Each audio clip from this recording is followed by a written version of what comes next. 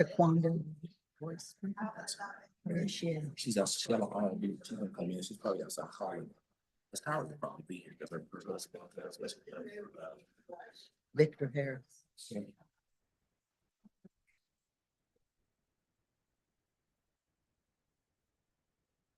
Good evening, everyone, and welcome to Unified Government of Wyandotte County, Kansas City, Kansas, regular session of our commission meeting. Today is June 5th, 2025. Before I call the meeting to order, I want to announce that some commissioner staff and the public are attending remotely by Zoom, by phone, or they're also on site. All participants joining by phone should please mute your phones at this time to avoid any background noise. During the meeting, if you're allowed to speak, please make sure that you announce yourself by name and title every time you speak, so the public that is observing knows exactly who is speaking. And when you do speak, please make sure that you speak at an audible level so your remarks can be captured by our clerk for the record. This is critical given the number of remote participants and his current guidance from the Kansas Attorney General's office.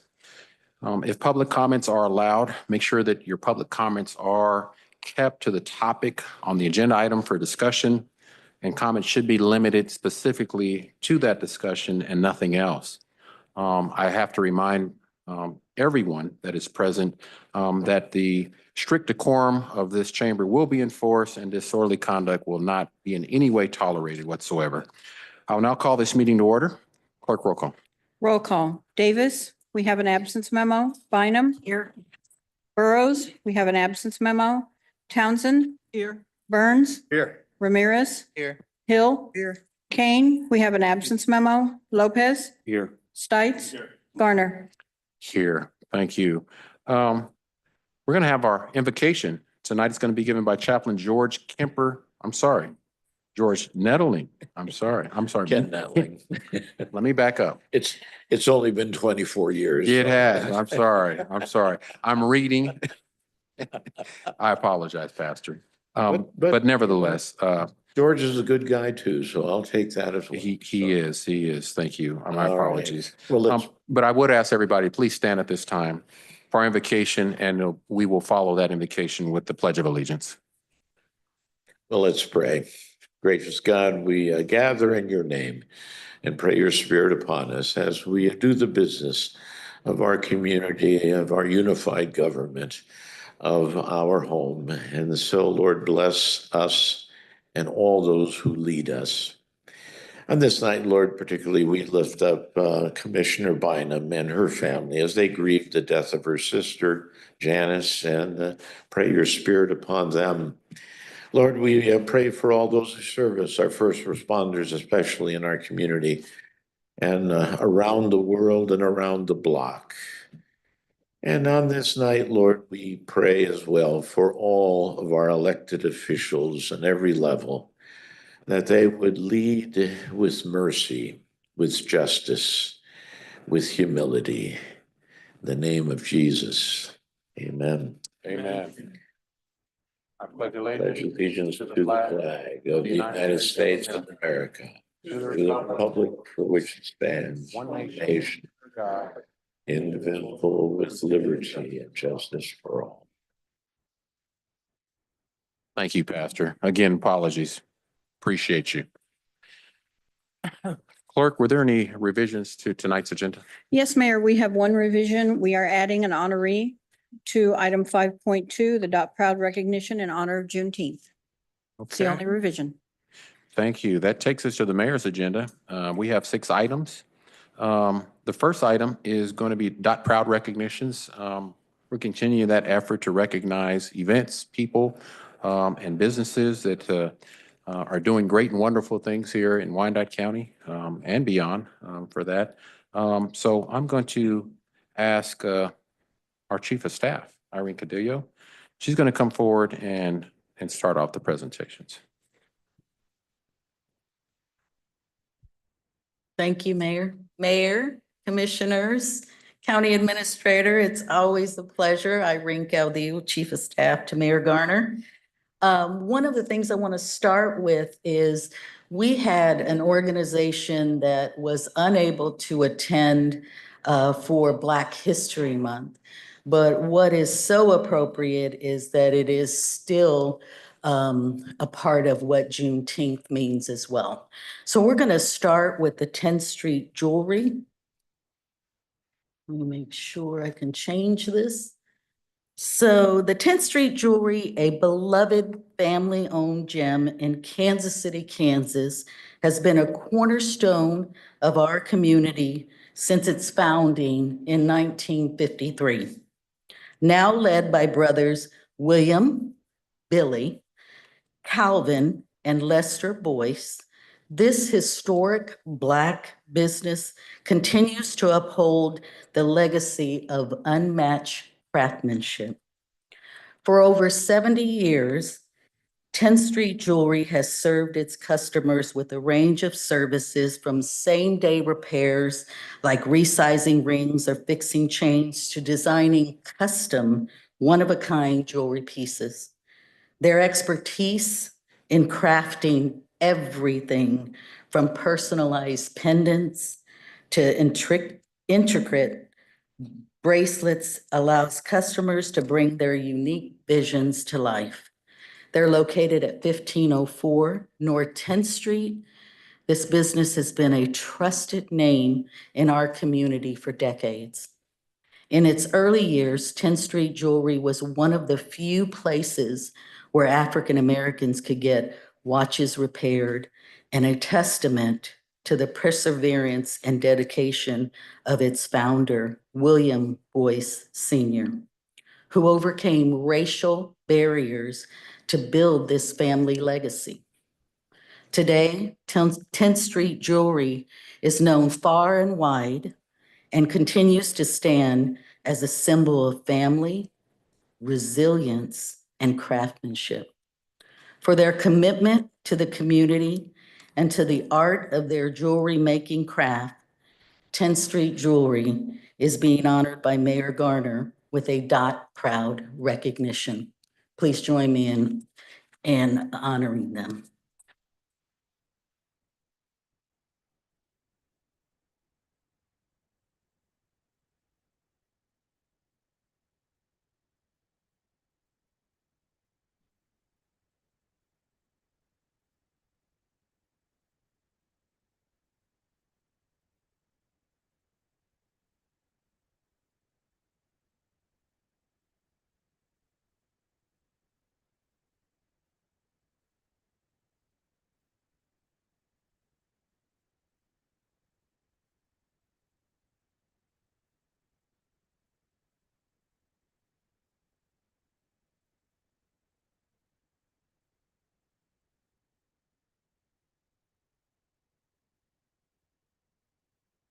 Mayor, I'd like to say that I am a customer of the 10th Street Jewelry.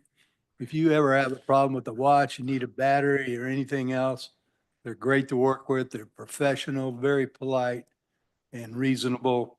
And I would recommend, some of the big box stores anymore, they're too good to put a battery in. So I make it a point to always go down to 10th Street whenever I need them. So thank you very much. Thank you. Thank you, Commissioner. And they've been there for decades, and they did lose a family member. We did want to honor them before tonight, but they were still grieving their family member. One of the icons with the store, and so our condolences with them as well. But they also do custom jewelry, a variety of things. So I ask, I challenge anybody to go by there and just, even if you don't want to buy anything, they're just good people to sit down and talk to. There's a lot of history that they can tell you about Kansas City, Kansas. And so we're honored to give them this Dot Proud recognition. I'm sorry, Commissioner Townsend. Thank you, Mayor. I too wanted to add my congratulations to 10th Street for the same reasons that Commissioner did as well. They'll do anything from custom work to insertion of watch batteries, and have been a diamond of a legacy in the community. I'm also going to ask for a point of personal privilege. I'm not feeling well, and I will return as soon as possible. Thank you. Thank you, Commissioner. Okay, that takes us to our next item. As we all know, Juneteenth is a national holiday here in the United States of America. the UG recognizes Juneteenth. It's on June 19th. And it commemorates the ending of slavery in the United States. The holiday referring to June 19th was in 1865, the day when Major General Gordon Granger ordered the final enforcement of the Emancipation Proclamation in Texas that represented the end of the American Civil War in the United States. The date was recognized as a federal holiday in 2021 when the 117th United States Congress enacted and President Joe Biden signed the Juneteenth National Independence Day, and which enacted into becoming law. Juneteenth became the first new federal holiday since Martin Luther King Jr.'s day was adopted in 1983. And so the unified government is honored to recognize this holiday. And so we have several individuals and organizations that have been instrumental, even before this holiday became a national holiday, of recognizing the significance of Juneteenth right here in Wyandotte County in Kansas City, Kansas. And so I'm not going to take away from that narrative, and I will ask my Chief of Staff, Ms. Irene Cordello, to make the presentations. Thank you, Mayor. As the mayor mentioned, Juneteenth in Kansas City, Kansas is a powerful time to reflect on the legacy of freedom and the continued pursuit of equity within the Black community. It marks a historical day, as the mayor mentioned. It was in June of 1865 when federal troops arrived in Galveston, Texas to inform the last remaining enslaved people of their freedom, which was more than 2 years after the Emancipation Proclamation. Though long celebrated in the African-American communities, Juneteenth, as the mayor mentioned, was only officially recognized as a federal holiday in 2021. But today, Juneteenth continues to grow as a moment of education, celebration, and community empowerment. On behalf of Mayor Garner, we are proud to recognize an individual and several organizations in Wyandotte County whose dedication to this holiday continues to be celebrated through parades, festivals, education events, and outreach. These contributors ensure and have ensured that our community not only honors the past, but also moves forward together toward a future grounded in unity, progress, and justice. So our first recognition goes to Victor Harris. Victor Harris is being recognized with the Dot Proud Award for his outstanding contributions to our community through his leadership, service, and dedication to cultural heritage. In 2006, Victor, alongside his beloved wife, Sandra Peach Harris, founded a Juneteenth celebration in Kansas City, Kansas. And what began as really more of a family effort that was supported by his children and grandchildren quickly grew into a powerful community-wide tradition that brought people together in honor of freedom, history, and unity. So for nearly a decade, the Harris family, and he will say as a leader, it might have been his vision, but he couldn't do it without community members. And I promised Victor that I'll do this as soon as possible because he did not want to forget those that helped support him. So I have to run through these names because he wanted to also honor people like Ben Wood, Robert Bass, Elaine Roberson, Sister Annette Jackson, Carissa Jackson, Joanne Suber, Taylor Suber, Angie McCoy, Shantae Brockman, Latrice Glenn, Latasia Hunter, the late Tony Steen, the late Lucy McIntosh, Jared Harris, Mario Harris, Jackie Mays, Ty Griffin, Kamisha Johnson, Mia Banks, Kashawn Johnson, Lorenzo King, Lamari Harris, and Beth Glenn, who actually helped him make this Juneteenth a cornerstone celebration in Wyandotte County. So Victor Harris's vision and commitment helped preserve and promote the legacy of Juneteenth in the heart of our community. And his efforts have inspired pride, reflection, and unity across generations. So we honor tonight with the Dot Proud Award, Victor Harris. Mayor, Victor is not in the audience today, so I'm just going to move on to the next honoree. The Black Market is a dynamic nonprofit organization that is dedicated to empowering Black-owned businesses.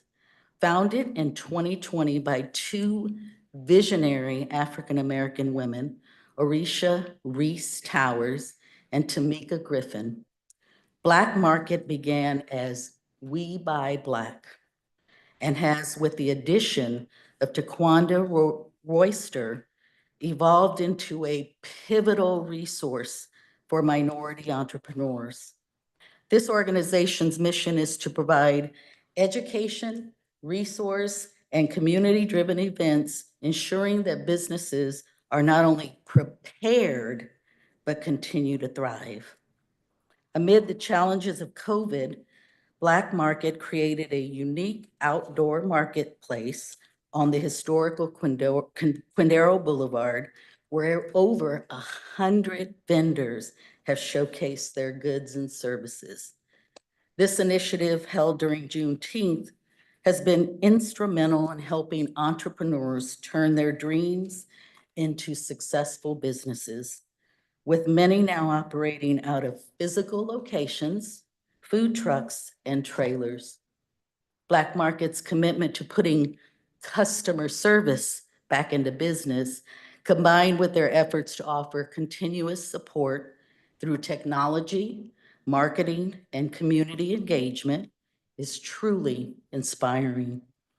Their motto, "It's only up from here," reflects not only the upward path of freedom honored through Juneteenth, but also the bright future they are helping build for Black-owned businesses and community growth in Kansas City, Kansas, or Kansas City area.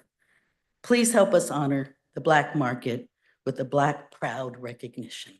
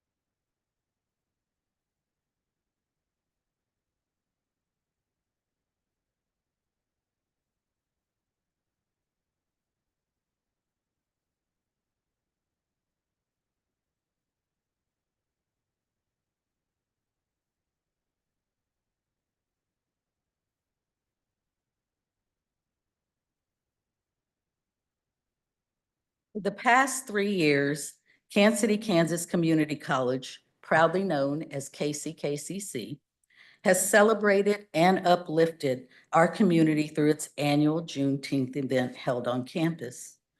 As part of this meaningful tradition, KCKCC hosts a celebration that honors the enduring legacy of freedom, resilience, and cultural expression. It's a day that brings together students, faculty, staff, and members of the broader community for both thoughtful reflection and a joyful connection. The event includes powerful cultural performances, inspiring community voices, and interactive activities for all ages, creating a vibrant space where we can remember history, celebrate progress, and look forward with unity and hope. Juneteenth is more than a celebration. It's a reminder of the ongoing journey towards freedom and justice. KCKCC is proud to recognize its significance by actually fostering a campus culture rooted in education, inclusion, cultural appreciation, and collective growth. Please help us honor KCKCC as a Dot Proud recipient.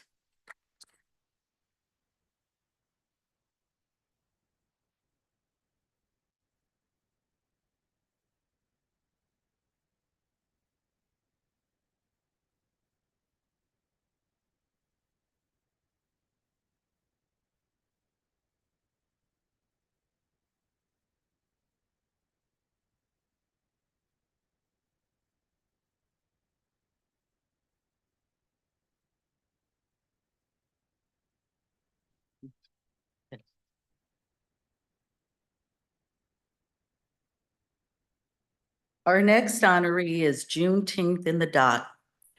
Next, we celebrate Juneteenth in the Dot for their powerful work in leading Wyandotte County's annual Juneteenth parade and creating a space where culture, history, and community pride come together.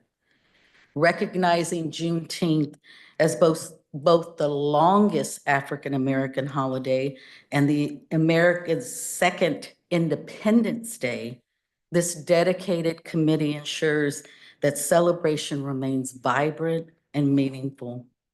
And their mission goes beyond the parade. Juneteenth in the Dot opens the door for participation from all backgrounds, promotes education, and strengthens community bonds. By championing inclusion and empowerment, they continue to make a lasting impact on the quality and spirit of life in Wyandotte County.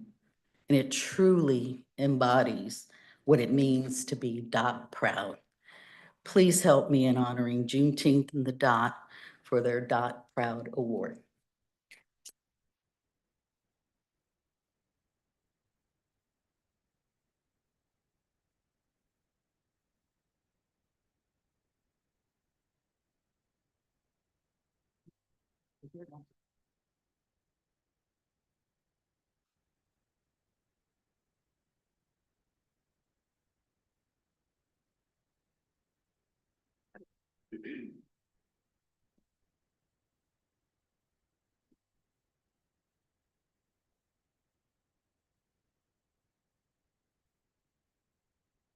Our last recipient is the Village Initiative. It's known for its transformational work supporting individuals returning to the community after incarceration. Located in Kansas City, Kansas, the organization provides essential services including transitional housing, mentoring, and job placement, helping people rebuild their lives and become contributing members of society.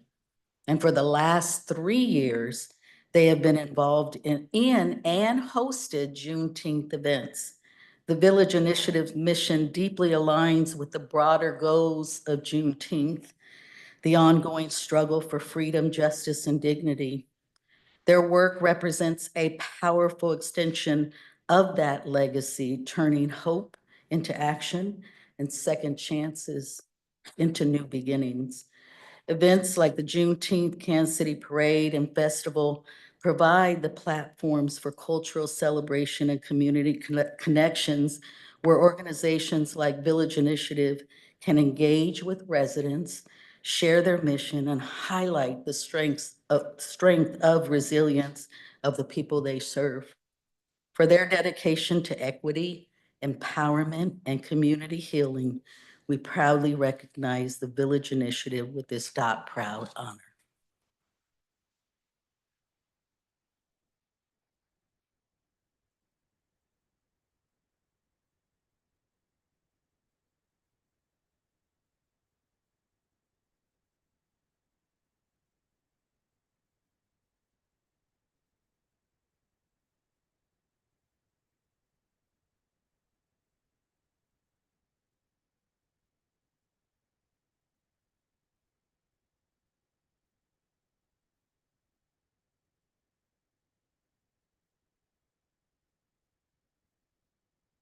Let's give everyone another round of applause.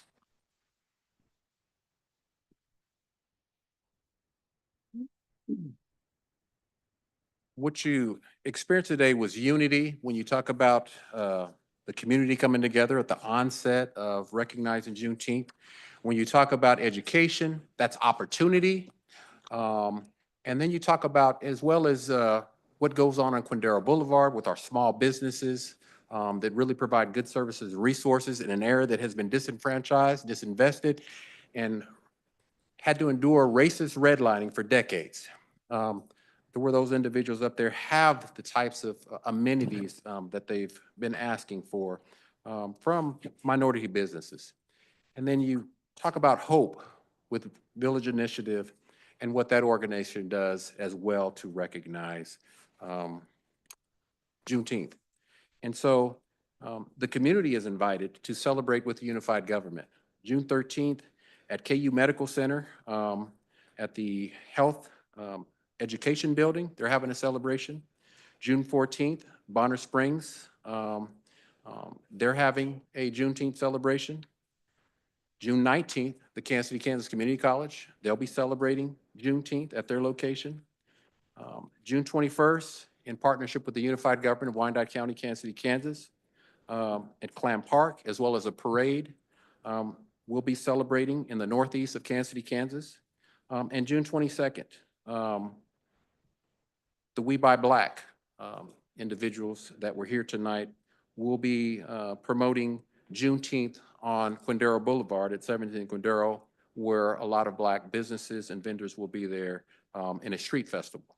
And so we just encourage everyone to celebrate this national holiday right here in Wyandotte County throughout the month of June. So again, congratulations. We are so proud of all the individuals that really have helped keep the vision of Juneteenth alive and well right here in Kansas City, Kansas. That takes us to our next item. Clerk, I believe we have some proclamations. Yes, Mayor. If you can read those in the abbreviated format. Proclamation. Now therefore, I, Tyrone Garner, Mayor, CEO, the Unified Government of Wyandotte County, Kansas City, Kansas, do hereby proclaim June 8, 2025 as Alita Terry's 100th birthday in Wyandotte County, Kansas City, Kansas.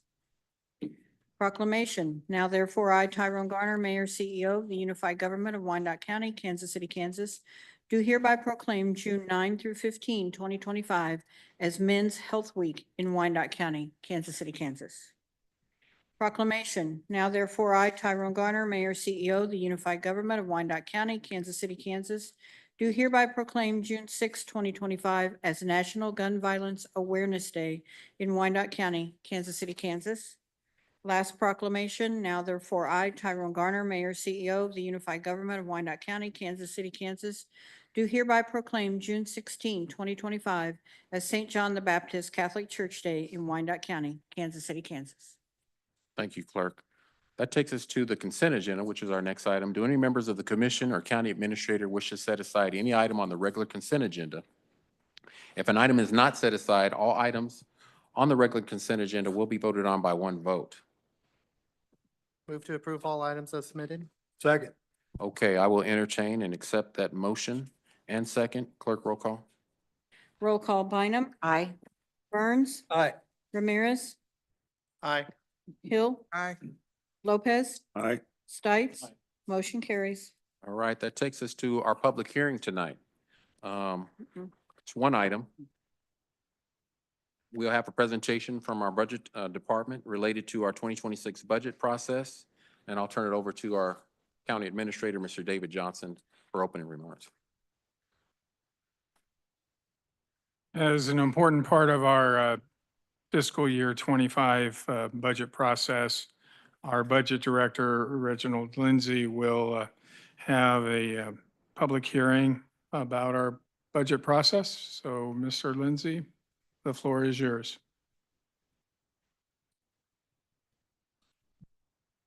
Good evening, everyone.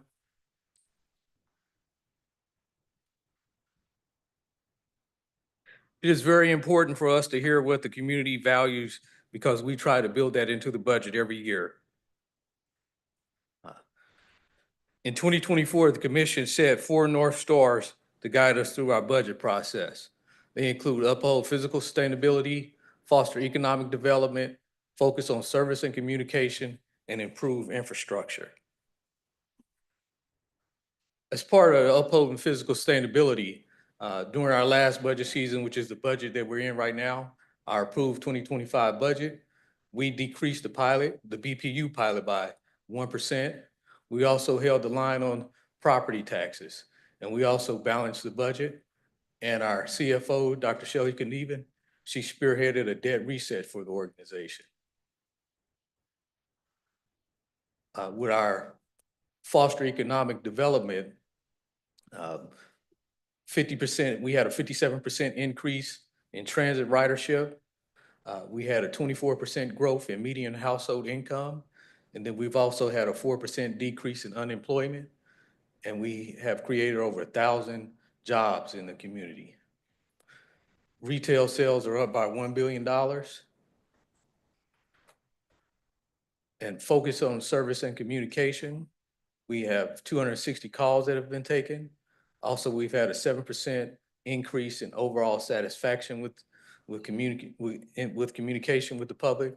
And also we have the UGTV government channel, and we expanded the utility and tax rebate programs for the whole community.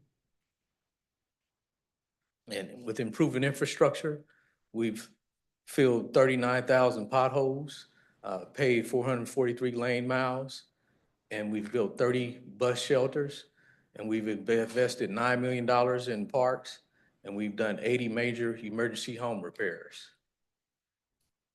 Now I'm going to provide a snapshot of the dollar amounts for the budget.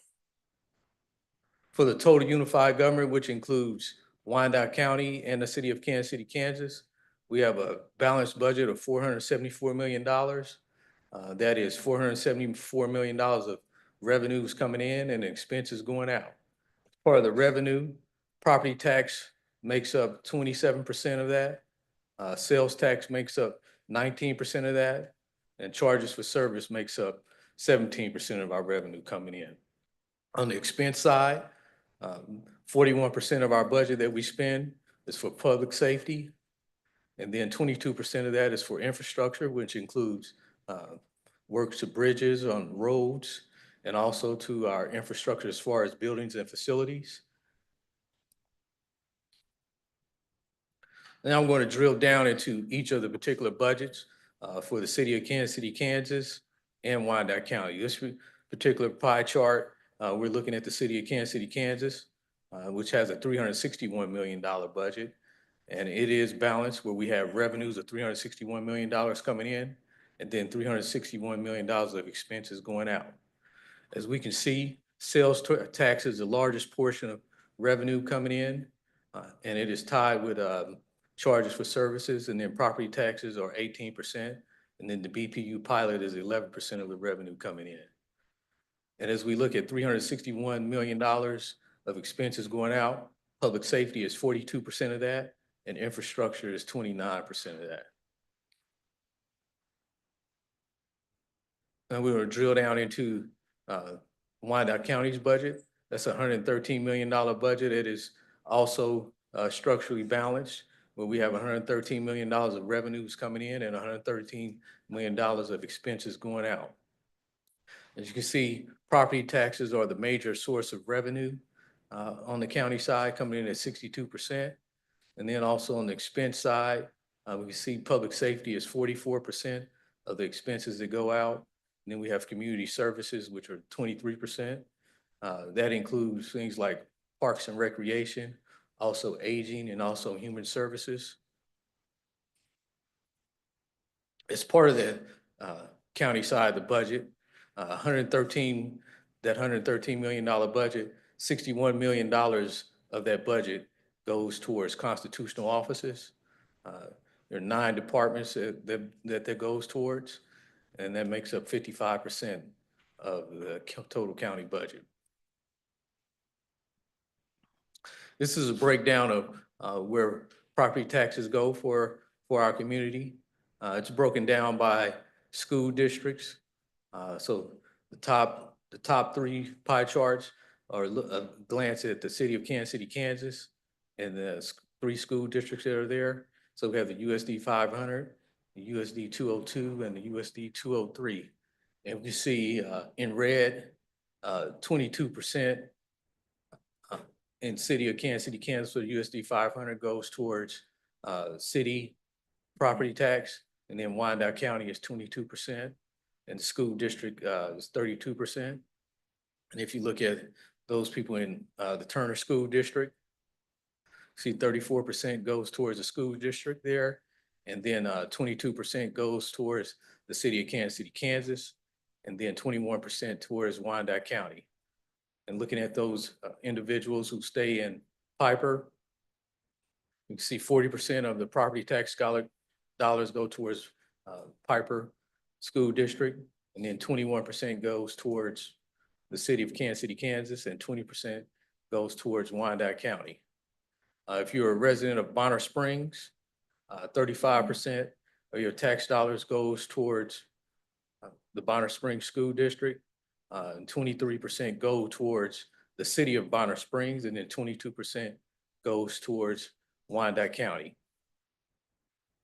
If you're a citizen of Edwardsville, you pay into USD 204, and 34% of that property tax, of your property tax dollars goes to the USD 204. 26% goes to the city of Edwardsville, and then 21% goes to Wyandotte County. So the commission started early this year working on the budget. They had a retreat January 11th, and then they had another retreat on February 22nd. Also, thus far, we've had 4 budget workshops, and we have 6 budget workshops remaining. County Administrator Johnson will present his 2026 proposed budget on August the 7th. And then August the 14th and August the 21st, we've had 2 more budget workshops. And then again, we would like everyone to join us to give us feedback on the budget that we have proposed in our second public hearing. And then commission will vote on the budget on August the 28th. And I'll turn it back over to Mayor and County Administrator. Thank you. Thank you, Director, for that presentation.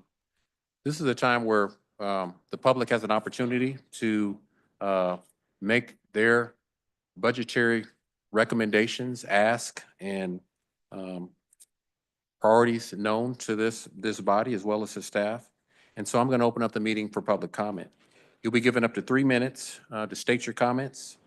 Make sure that when you do come to the podium, you please announce your name and your city of residence for the record. And make sure that your comments are, again, held to the title, the topic and title of just the budget, nothing more, nothing less than that, and what those recommendations are, what you would like to see when in regards to your budget. So I'm going to turn it over to our clerk. Clerk, if you can start that process. Thank you, Mayor. We did receive several comments that I'll be reading into the record. First one is from Marcus Wynn. Good evening. My name is Marcus Wynn, and I'm commenting as a resident to urge you to protect and expand funding for our community health programs within our health department in this year's UG budget. These programs aren't just services, they are lifelines. Not just expenses, they are investments. Some of the most important services for our community at this moment are those that promote health and prevent the spread of disease. I'm concerned by what I hear coming soon after a global pandemic, following a preventable TB outbreak, and facing down a potential measles outbreak.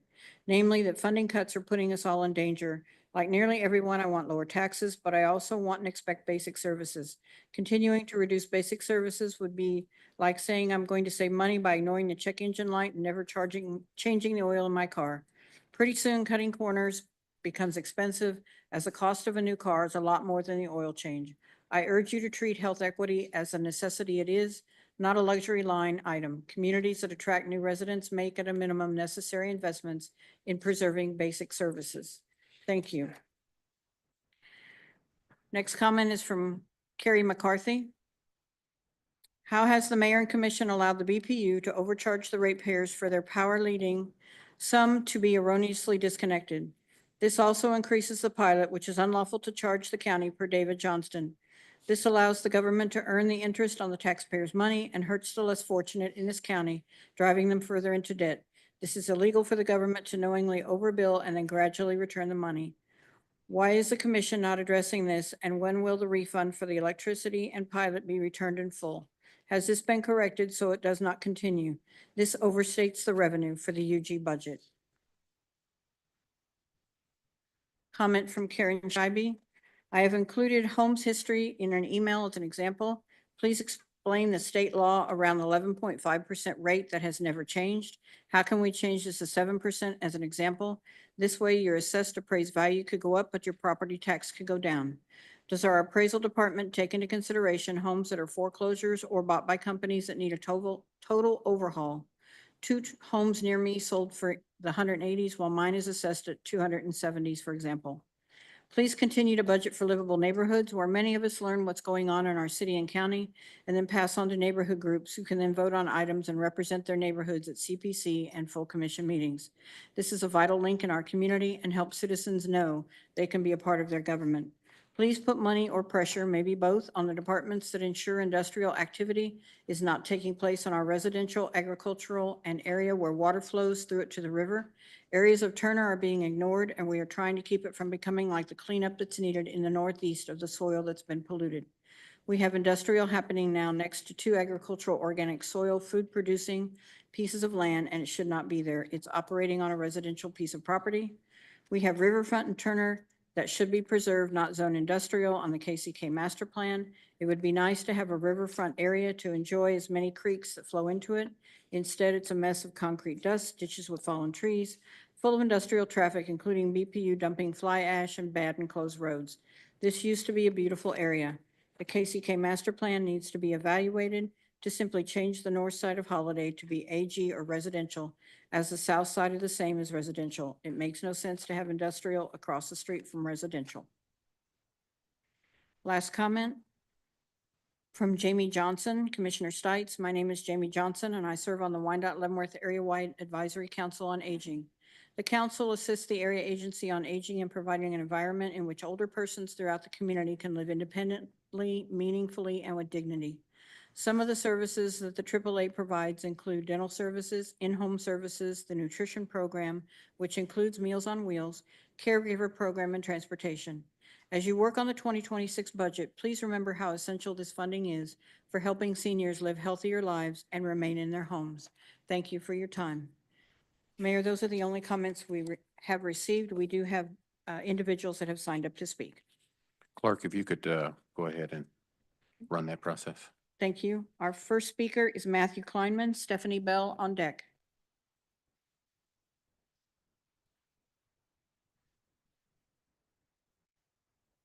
Go ahead and state your name and residence. You'll have 3 minutes. Thank you. Commissioners, mayor, staff. My name is Matt Kleinman. I'm a resident of Kansas City, Kansas, and I just want to start by saying I appreciate each of you for being here. I know this is not an easy process. I know what you're really doing is thinking about the future that we want to build. So before I start, I just want to encourage you and really think about the community that we're building, not just for today, but for the future, because the decisions you're making today are going to have rippling effects that we're all going to have to live with. So thank you for the work you do.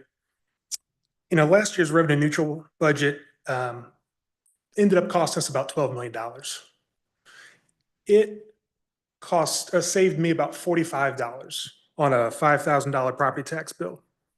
$45 can get me a tank of gas, but unfortunately it hasn't fixed the crater at 13th and Washington. It didn't fix the sinkhole in my neighborhood that's been there for years. It doesn't stop me from having to replace tires when I'm driving down Parallel. But the cost of disinvestment is when you're shifting the burden to community members that rely upon the services that you all budget for. Now, we've got bridges closed, Fairfax, 18th, and Central. That's just a few. And I'm disappointed personally that we have not pursued the MARC Surface Transportation Block Grant funding that can help us pay those debts. Meanwhile, over, was it 47% of our county's budget goes towards public safety, but we don't have a full-time epidemiologist on staff. We just had the largest tuberculosis outbreak in the country and people died in our county. That's not a public safety. That's a safety net hole that we need to fill. So I know we all want low taxes, we want good city services, and we want plenty of room to expand. But the reality is we can't have all three. We have to pick. And so my encouragement to you is to build a budget that lets us grow as a community. We have to invest. Because when people start to see new parks, roads that are fixed, better transit services, grocery stores, all the things I hear you all talk about, they don't just see improvements, they see proof that government works. 1 minute remaining. I ask that you help us build the future that we are all proud of, that we all deserve. Thank you for all of the work you're doing. Appreciate you. Our next speaker is Stephanie Bell. Ross Stewart on deck. Testing to whoa. You have like a good foot of clearance here before you hit the mic. Good evening, everybody. And like Matt said, I wanted to echo my thanks for y'all and all that you're doing and the tough choices that you make here every night. It's not easy and it's not always fun. So thank you for your service and thank you to all the staff here as well. Tonight, I just wanted to speak. Oh, I'm sorry. Ma'am. I'm a Kansas City, Kansas resident. I'm in District 2. So your tonight, I name. wanted to speak in support of growing our budget and ultimately, when the time comes in the budget process, exceeding revenue neutral so that we can grow and invest in Wyandotte County. I've been here for 11 years, and with every year that we have a budget discussion, I get really excited about this opportunity to talk about how we're going to make things better and not just how we're going to cut. Right? So how we're going to make investments in funding things that are really critical to our community, like infrastructure, animal services, and frankly, a much needed investment and support of our staff because of all of the great work that they do for us here.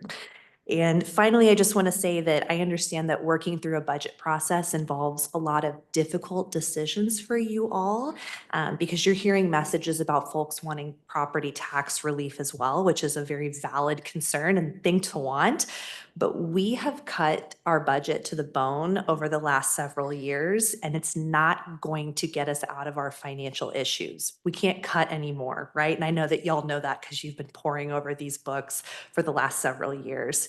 And the final thing I wanted to say is that my hope is that through this budget process that we can continue to invest and grow our tax base and show people that Wyandotte County is a really great place to live, because we can't ask people to invest in us if we're not willing to invest in ourselves first, right? So thank you very much for your time, and I am hoping that you will increase our budget for our services this year and ultimately exceed the revenue neutral rate.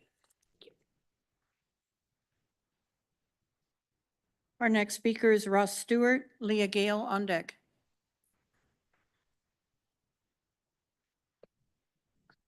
Good evening, everybody. My name is Ross Stewart, live in Strawberry Hill, former UG employee. It's good to see everybody. Tonight, the budget discussion isn't just about numbers, it's also about the people that live here. Last year, the commission declined to exceed revenue neutral, and that was a long process in a short time that all of you lived through. I am encouraging you to exceed revenue neutral this year, not because I want to see you grow the government, but I want to see you invest in our community.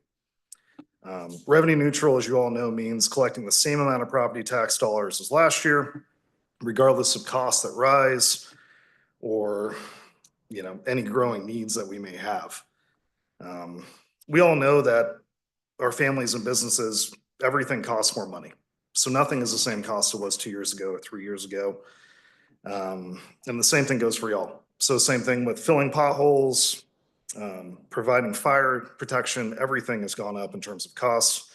And this is while our community in KCK continues to face real economic challenges. When we invest in public safety, clean streets, youth programs, public health, we're not spending recklessly. We are preserving the very fabric of a livable, safe, and thriving city. These services don't just keep us functioning, they keep us connected. Exceeding revenue neutral means we're choosing to protect what matters. It means we're standing up for neighborhoods that have been historically underfunded. It means we're choosing streetlights over street crime, parks over blight, and opportunity over stagnation. This is not just about balancing a budget. It's about building a community where our residents don't just survive, they belong.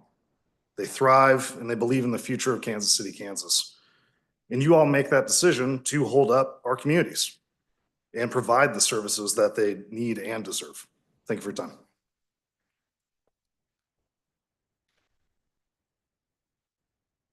Our next speaker is Leah Gale. Ryan Gale on deck.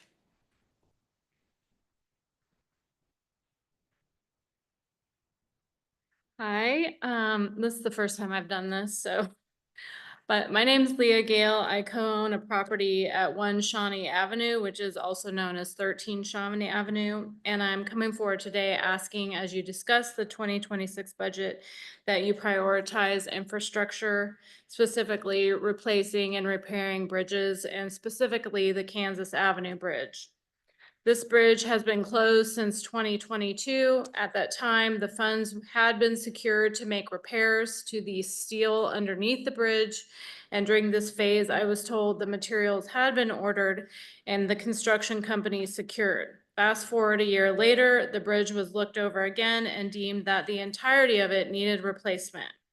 At this point, I wondered what happened to the allocated funds and then who was in charge of devising a plan to move forward. My thought is that no one had a plan and the money went elsewhere. It has now been 2 years with nothing happening, no progress, and everyone who has buildings along Shawnee Avenue and the railroad street are literally trapped every time a train comes and sits on the tracks. There are also a number of businesses and companies that have suffered as there is decreased traffic and visitors. And as well, this creates a further burden on those utilizing public transportation to now have to go all the way around to 7th Street via Southwest Boulevard or I-70. I'm asking that this infrastructure becomes a priority, that we also get communication as your constituents with a plan to secure funding for bridges. And also, I just would like to know what happened to the $10 million. And hopefully there's a plan that we don't wait another 3 to 4 years and the bridge remains closed. Thank you. Our next speaker is Ryan Gale. Mario Escobar on deck. I'm Ryan Gale. I also co-own the building at 1 Shawnee Avenue, and I just basically want to echo what Leah just said, but also sort of to focus on, I was actually really encouraged to see the sort of the priorities of the budget. And I feel like that this issue really just hits on a lot of those because it's not only a business situation here where people are actually moving out. I think LKQ has totally moved due to this bridge closure, and there's several other businesses that are hindered by that. But also the life safety issue that's going on over there is really a problem. So I've talked to several business owners, Sealy being one of them. I think they employ well over 100 people in just that one facility. And I spoke with their safety personnel there, and they have said that they've reached out, and that's one thing that I feel like as a, taxpayer that, we're paying our taxes, but we're not really able to get those services to us when there's a bridge, that's completely closed down and we have a train there. Literally, we're out of luck. And at times we've like escaped onto the levee to get out of there, but it's been times like 6 or more hours that we're just trapped over there. So if there was somebody that had a heart attack, or if there was a fire or any number of things, I've spoken with the fire department, the EMT, they don't have a plan. There's no plan to get anybody over there. In the event that there was a train, they would potentially come down the Kansas Avenue Bridge with, Missouri, help. And I've talked to them about that. They work, hand in hand. But there just isn't anything. They don't have a plan for anything over there. And now that all that levee work's going on, there's really no way to get out of there. I mean, you're just sort of trapped there. So I just think that it really 1 touches minute on all remaining. of those priorities, whether it's business, whether it's life safety, it's infrastructure, it's really all of those things. And I just see it as a real problem having that stopped up there. It's hitting on all the cylinders there. So I would appreciate some traction there, and thank you for your work. Our next speaker is Maria Escobar. Troy Osborne on deck. Good evening, Mayor, Commissioners, and staff. My name is Mario Escobar. I live in the Argentine area of Kansas City, Kansas. I'm currently Chairman of the Board of Directors for Parks and Recreation Department, and I'm here on behalf of the Parks Board and as a citizen of Wyandotte County to support and advocate for the Parks Department staff on their submissions of the budget for 2026. We feel that the park staff did an outstanding job in gathering information and getting feedbacks from the community and the Parks Board members to put together a budget that will continue to provide and improve a safe and fun environment for our parks and the best quality programs for our recreation facilities throughout Wyandotte County. So we hope that you will accept the budget for 2026 that has been submitted to you to continue in providing and serving the people of Wyandotte County, especially young folks in the elderly of Kansas City, Kansas community. Thank you.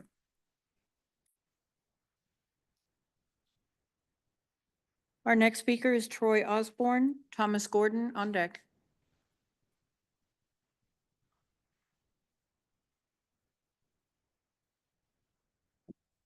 Hello, my name's Troy Osborne, first time ever doing this, so I hope you bear with me. I'm a resident of KCK. I've been here 14 years. I have lived in around 63rd, and my wife's actually been here for almost 30-something years, so she's probably better at probably saying stuff than I would be. But I have a couple things that I think that need to be addressed. Two of them have already been talked about. One is, of course, the bridge he was talking about. I alone was trying to get down that bridge, could not get down, was stopped by a train, was parked 5 cars from the end of the track and would not move. So basically, I was out of luck. And that was for a job interview that unfortunately I did not get. The second thing is, I have a serious problem with storm runoff. There is no drainage from storm that I get 2 blocks up the road that comes down between the houses and comes into my yard and literally erodes away my yard. I am now seeing a clay drain that's about 1 foot underground already appearing. So we need to get storm drainage fast because my yard's about ready to get washed away. I don't like saying that, but it's something that needs to be addressed seriously. If they want to put a drain or something that runs along the entire length, that's fine. But we need to contain the storm water because it's washing away people's yards. The third thing is, I am so tired of seeing Parallel and State Avenue being neglected. Now, Leavenworth Road, I understand, got paved. It looks beautiful, great. Why can we not do 1 lane of State and 1 lane of Parallel at a time?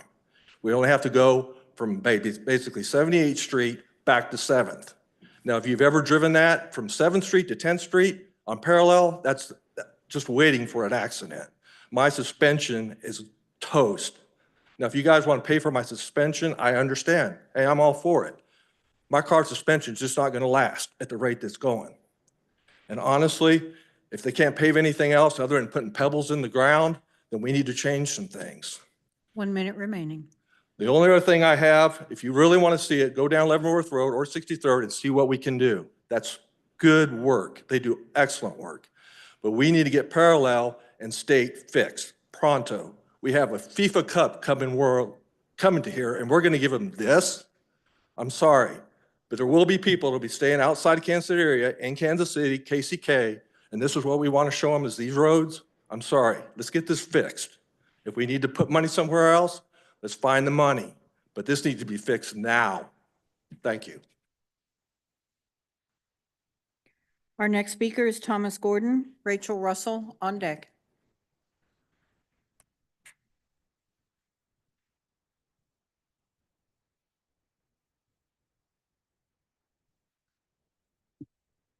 Good evening. My name is Thomas Gordon, and I live in Kansas City, Kansas. I've been a resident of Kansas City, Kansas for over 70 years. Some of the things that are happening in Kansas City, Kansas make me proud to be here, and other times it makes me ashamed to say that I'm here in Kansas City, Kansas. One of the places that we're most concerned about is Parallel Parkway. They spent a lot of money on upgrading Parallel Parkway, And the investment that we got on that has not proven to be worthy. When are we going to fix Parallel Parkway? We've spent a lot of money on a lot of roads that are not anywhere as heavily traveled as Parallel Parkway. So that's my question for you. Otherwise, I think you're doing a fantastic job, but let's do some investment on Parallel Parkway and State Avenue. They're main thoroughfares that welcome the visitors that are coming to Kansas City, Kansas. We spent a lot of money out there in the Legends area, and both of those roads lead to the Legends area. We need to invest in Parallel Parkway and State Avenue. Thank you. Our next speaker is Rachel Russell. May Henderson on deck. Good evening, commissioners, mayor, and staff. My name is Rachel Russell, and I'm a proud resident of Wyandotte County, Rosedale. I come to you not only as a concerned neighbor, but also as a public official and elected school board member. I know firsthand that decisions like this are not taken lightly. You have competing priorities, limited resources, and the weight of responsibility on your shoulder. I respect that deeply. But I also know this. As a school board member serving more than 20,000 students in our district, I've learned that students showing up ready to learn is about far more than what happens in the classroom. It's about what's happening in our community. If our community isn't thriving, neither are our kids. They are not reaching their full potential. Right now, our public health and community services are under real pressure, and the risk of reductions is growing. If we don't act proactively, we risk falling behind in the systems and supports that are to keep our neighborhoods stable and our residents well. That's why I'm asking you to support a healthy 33% and increase our community services budget to at least 33%. This is how we ensure people have access to healthcare, housing support, mental health resources, and equally important, transit, safe transit, and walkable sidewalks. Our families need to get to work, school, and appointments safely and reliably. They need neighborhoods that are connected and safe to walk. These basic needs are foundational to a healthy community. There's a narrative out there that Wyandotte County has a spending problem. But as one resident wisely put it on Facebook, we have a revenue problem. I understand the frustration around rising property taxes. Many folks feel it, but cutting services won't fix that. From 2013 to 2023, Wyandotte County had the highest average property tax increase in Kansas, 6.7% per year. If we continue underfunding services, fewer people will choose to move here. And that leaves even fewer residents to share the tax burden. We need to invest in what makes people want to stay and what brings new families in. Public services, safe infrastructure, and strong neighborhoods are the foundation. This is not about overspending. It's about making strategic values-driven decisions that position Wyandotte County for long-term health and growth. Our kids, our families, and our future depend on it. Please support a healthy 33%. Thank you for your time and your leadership. Our next speaker is May Henderson. Darnell Bush on deck.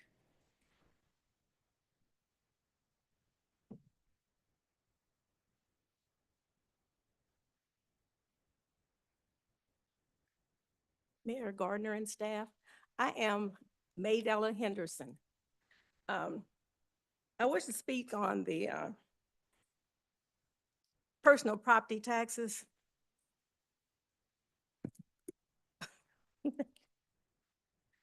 I feel as though the senior citizens over 65 should not be paying personal property taxes. My home is paid for, and with the rise in personal property tax, I paid over $5,000 this past year. And it's just like I'm paying rent all over again. As a senior citizen, other senior citizens complain of personal property tax. They're being taxed out of their homes. They're complaining about the food, utilities, and the medication. They cannot afford that and the personal property taxes. Also, I want to know, should senior citizens be paying school tax? when they don't have anyone else in their home and they're having to pay this school tax also. That's it. Thank you. Our last speaker that is signed in to speak is Darnell Bush.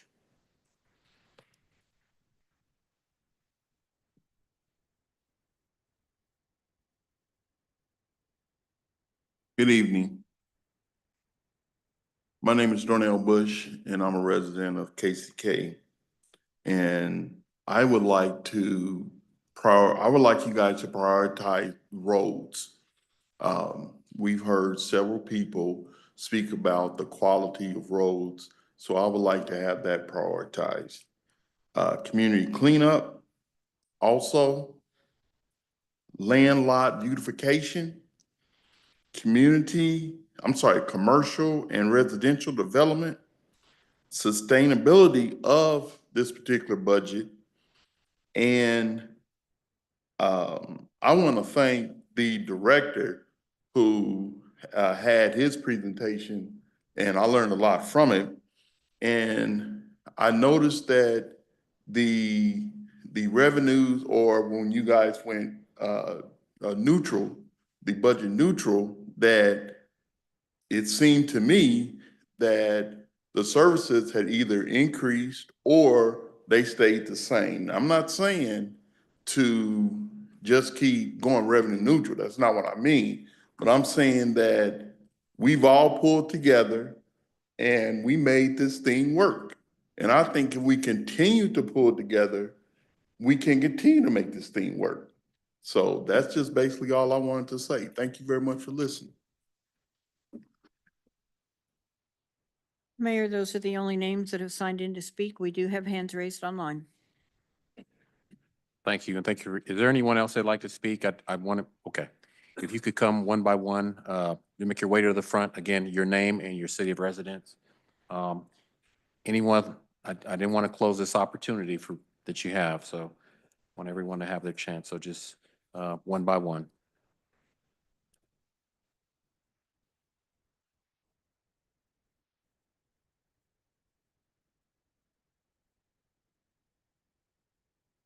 Good evening, everyone. My name is Nikki Richardson. I am a KCK resident, and I'm the Executive Director of Justice for Wyandotte.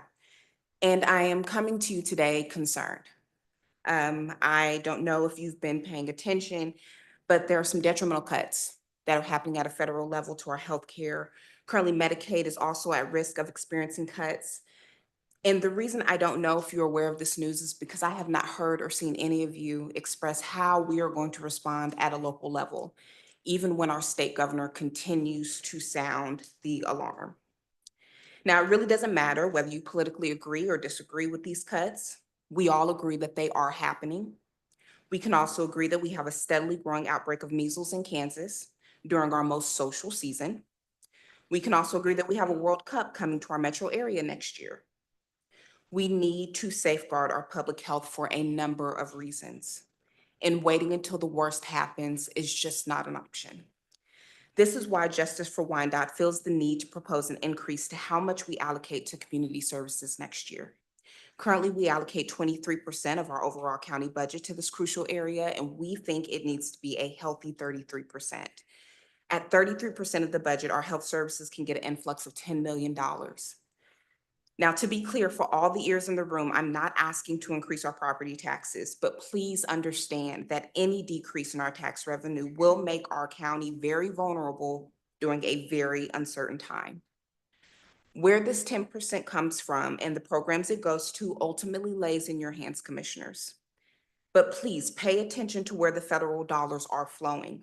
For instance, our federal government is seeking to pour trillions of dollars into law enforcement and defense. Our law enforcement departments will have no problems accessing federal and state grants. Our public health department, which we rely on for crime prevention services, and our area aging department no longer have that expectation. 1 minute remaining. Nationally, things are changing extraordinarily fast with no consideration to our traditional timelines here in Wyandotte County. From my understanding, some departments have already submitted their budget proposals. Well, as news continues to develop around the big, beautiful bill and Medicaid cuts, I urge you to revisit those departments' budgets needs. We can no longer pretend that this is not happening. So today, I hope you listen to the people asking for a budget that is more balanced for healthier and safer lives. Thank you for your time and attention.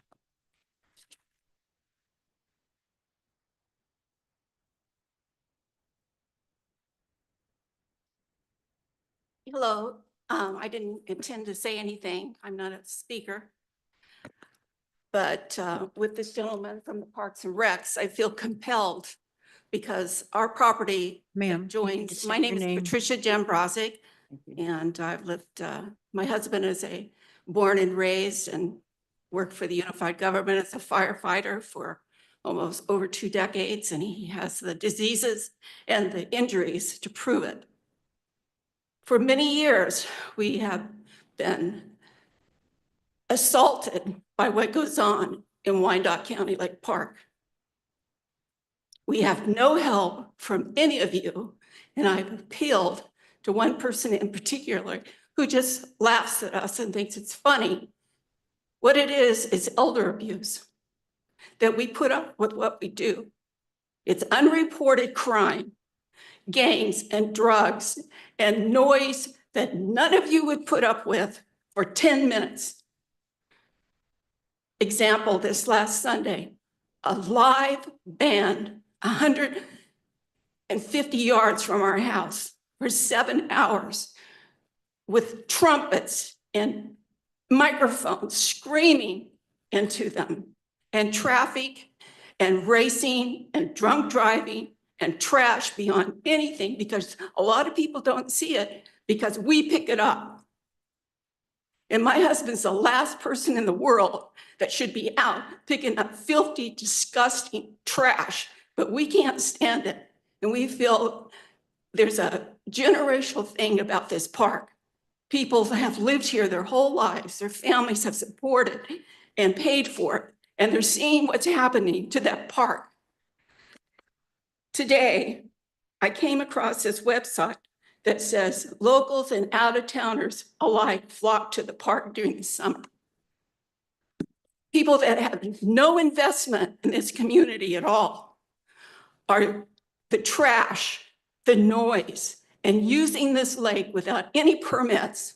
They come in and out of the lake with their boats, and people are now taking count of how many boats go in and out of the lake with no permits. 1 minute remaining. So I'm asking you, please, this is elder abuse for a sick man to have to put up with this. He's lived there and invested his life with 35 years in this property. He's one man, he's 74, I'm 73. And we have no help and no support. And I must say, I have to give Angel the director of Parks and Recs. I did speak with her yesterday. I let her know what's happening. She said she would look into it. And I really appreciate anybody in the unified government that takes the time to look into any of these serious problems that are overlooked and that all of us have to pay for. And we're sick and tired of it. And we want something done to fix that park out of there. Thank you.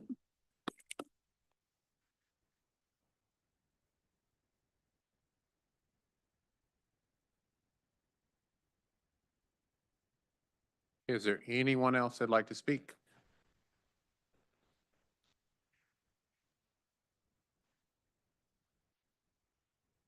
Anyone in the audience would like to speak? It's your opportunity. Okay, clerk, you said we had virtual? We do have hands raised online. Okay, I'm going to close the public comment in the audience, and clerk, if you can facilitate that. Thank you. Our first speaker is Tara Knighton.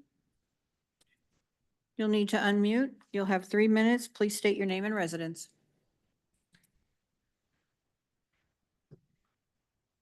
Go ahead.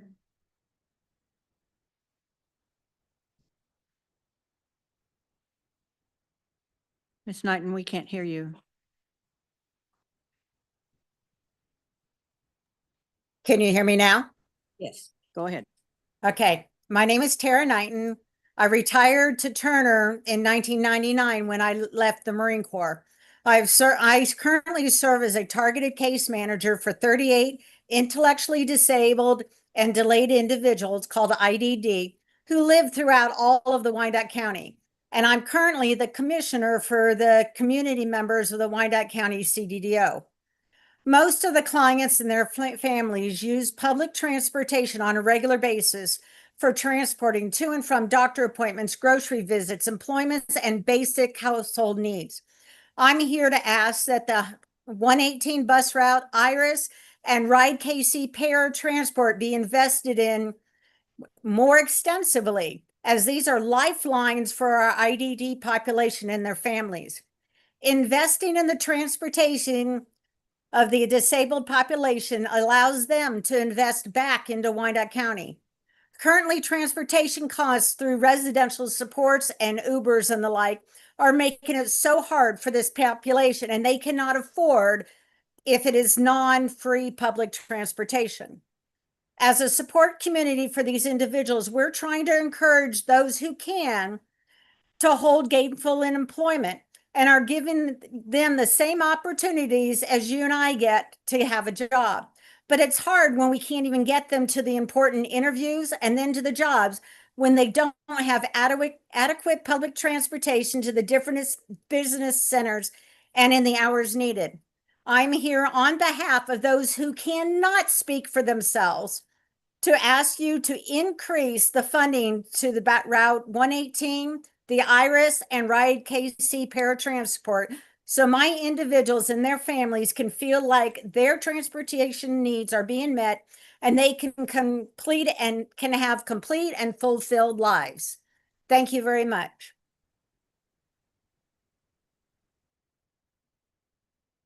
Our next speaker is Alma Hall. You'll need to unmute, state your name and residence for the record. You have 3 minutes.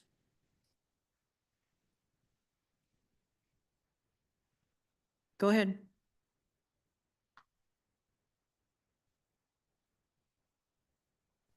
Ms. Hall, we can't hear you.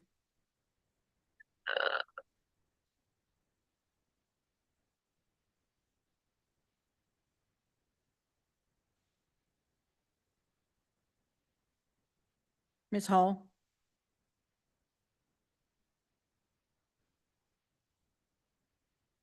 Hello, can you hear me now? Yes, go ahead. Okay, good evening. Thank you for taking the time to let me speak. Commissioners and Mayor, once again, good evening. I'm trying to make sure I say this right.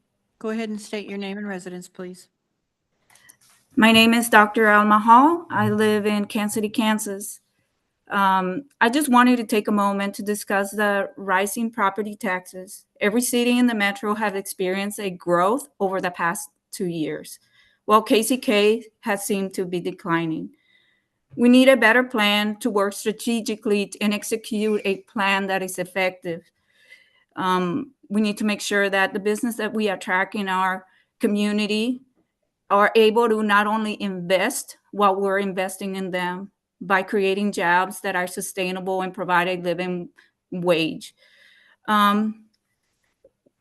This means creating a budget based on a clear strategy and regularly reviewing any deviations throughout the year. That means that we have to make sure that those budget checks are done throughout like a 3-month basis, be able to analyze where we're falling apart and where we need to improve in. By doing this, will we gain a valuable insight for the next year's budget? If we don't address our challenges, we will never be able to solve any of them. I urge that we remain revenue neutral, but carefully assess the needs of all of our community. We need to ensure that those businesses that are coming in invest in our community, that they hire 80% of our community. And those people that are coming in and making 6 digits, they need to, if we're good enough to come and work in our community and take our money, then you're good enough to invest in our community. Those are the things that I'm advocating. Also, that any businesses, again, you can't just come in and take our money. All of us work very hard for our money, and we need to ensure that it's being fiscally responsible as a commissioner, as a business leader. We need to ensure that we're taking care of the community. Thank you so much. A ver.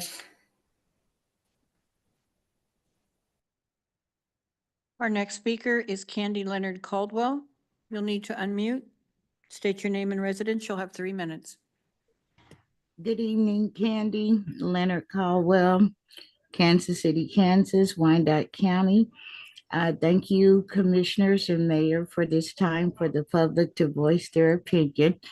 My first priority would be to ask if you would revisit the pilot program, payment in lieu of taxes.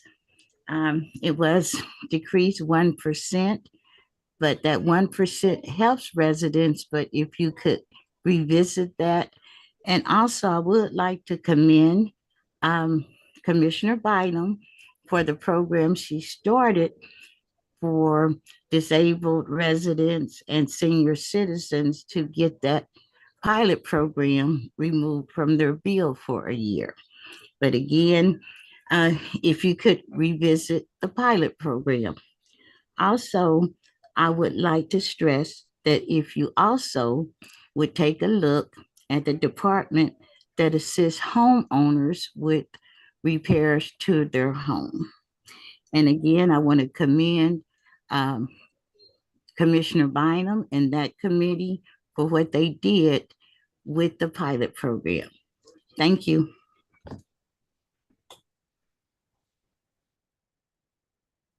Our next speaker is Nanette Tucker. You'll need to unmute. State your name and residence. You'll have 3 minutes. Can you hear me? Yes, we can. Go ahead. Nanette Tucker, Kansas City, Kansas. Good evening, everyone. Thank you for giving me this opportunity to speak on an issue that I know many of us are deeply concerned about. Let me start by saying we understand property taxes are necessary to support the infrastructure, safety, and services that hold our community together. But what's frustrating and frankly unacceptable is when those tax dollars keep going up, yet our neighborhoods don't reflect that investment. We're driving on roads full of potholes, our public safety is stretched thin, and the severe lack of visible public services and community improvements is nowhere to be found. Where is the money going? Why aren't we seeing real improvements? It feels like we're being asked to pay more while getting less. That's not sustainable and it's not fair. And it's not what a responsible, accountable local government should allow. We're asking for smarter budgeting, but above all, we're asking for action. Let our tax dollars be put to work in ways we can actually see and benefit from, in our streets, our schools, our safety, and our shared spaces. I hope our elected officials will listen, not just to our words, but to our everyday experiences as taxpayers who want better and we deserve better. Thank you. Mayor, we have no other hands raised at this time. Okay. We will close the public comment.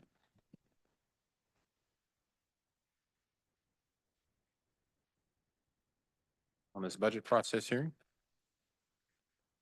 I will entertain, just always like to make sure, see if our commissioners had any comments at this time. Commissioners?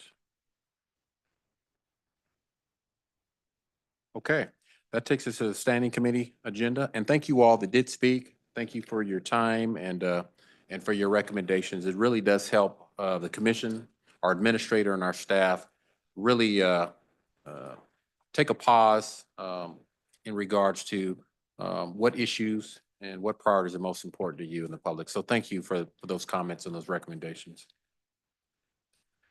That takes us to standing committee's agenda. Clerk, you want to read that for us, please?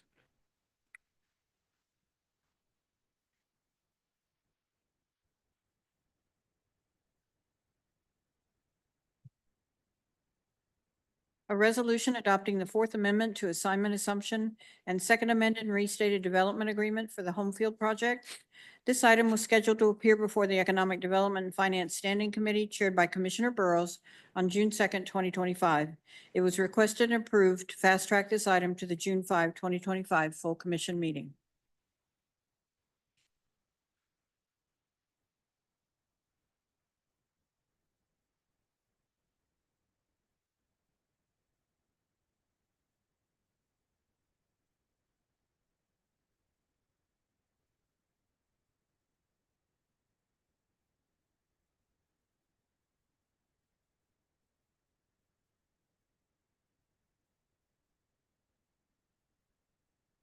Okay,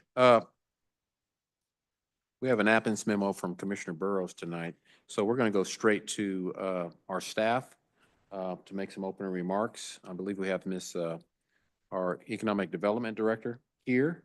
And so if you can bring us up to speed in Commissioner Burrows' absence, just what you recall from that item that had been heard relative to this and the Economic Development and Finance Standing Committee.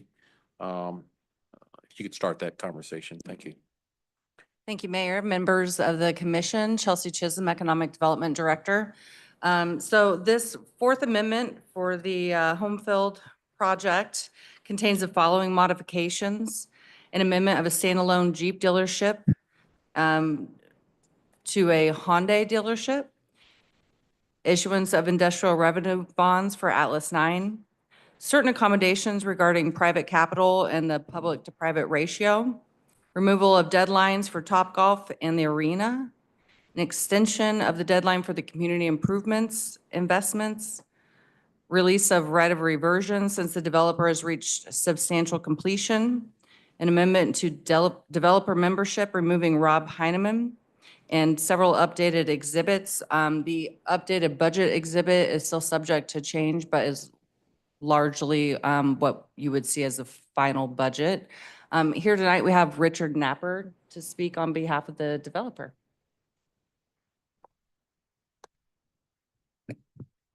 Good evening, Mayor, Commissioners, UG staff, and everyone here tonight, County Administrator Johnston. Thank you all for your time. I'll try to be very brief. We had a pretty lengthy meeting at EDNF a couple days ago, and thank you for the fast track. I think the members of EDF fully went through everything in detail. Happy to go through as much detail as we need to tonight. I do have a very quick slide presentation that I'd like to go through as I'm going through a narrative that was on the screen a minute ago.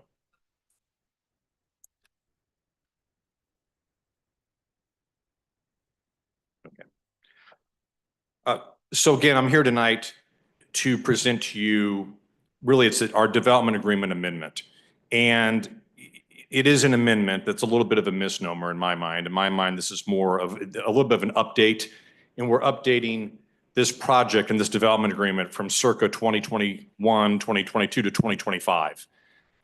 This is a many $100 million deal. And when you fast forward 3 years from where we were when this development agreement was done, things change. Nothing bad, all really good. But to update this development agreement moving forward from 2025, it only seems prudent to make these updates. As Chelsea said, for instance, there's a reference in our development agreement to a standalone Jeep dealership. Jeep decided not to move out of Chrysler, and now we have a Hyundai dealership under construction. So again, it's something pretty benign, but nonetheless, it is an update to be technically correct and accurate. And on that note, having a new automobile dealership under construction in this economy, in this era right now, we're pretty excited about that. So like I said, we're here to really update the development agreement. I want to be very clear at the onset. We are not here asking for any additional funding.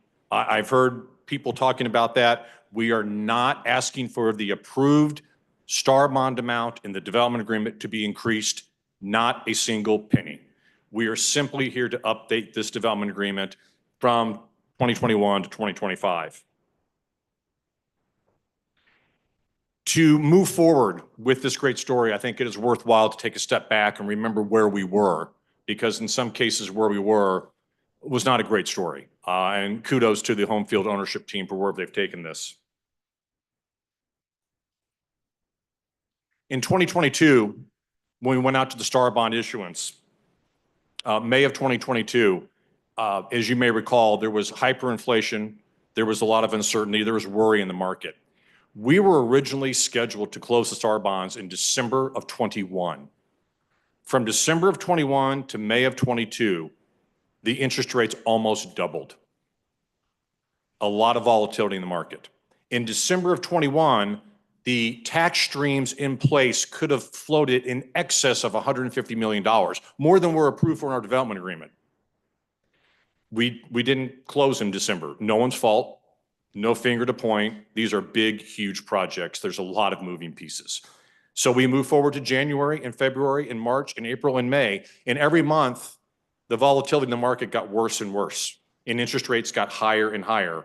And bond buyers got more and more fearful and scared as where is the top? I mean, people were talking about 1970s type inflation and interest rates. And as I said in EDF, maybe half the people in the audience weren't alive in the 70s. But the interest rates just kept going up. So there was fear. We went from 150 down to 130 during underwriting of the winter. The star bond uses were 130. We came to May of 2022.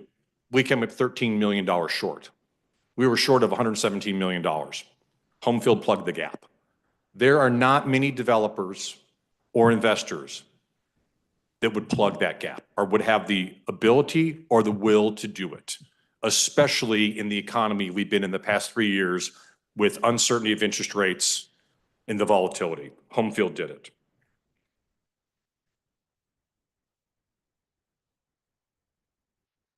Since Homefield took control of this asset, through present day, Homefield has invested or caused to be invested in this project $430 million. $430 million. Under contract and in process, another $220 million.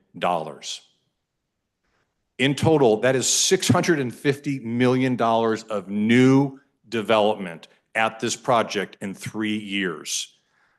That is an enormous amount. I mean, if we were in a city such as Dallas, Phoenix, LA, Atlanta, pick your poison, some big population of 5, 6, 7, 8, 10 million people, 650 million of new development in the past 3 years is a huge number, and we've done it right here. We've done that today. And recall where we were.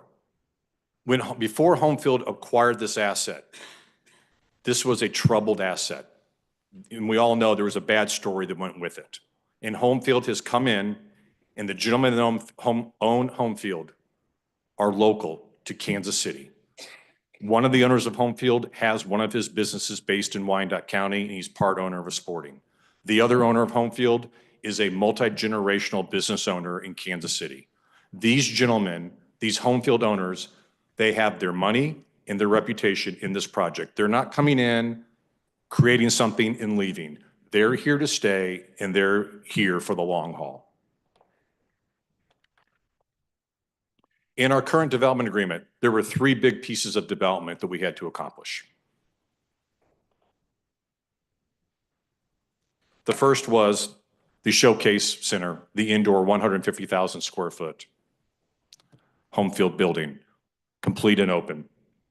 The second was Homefield Baseball, complete and open.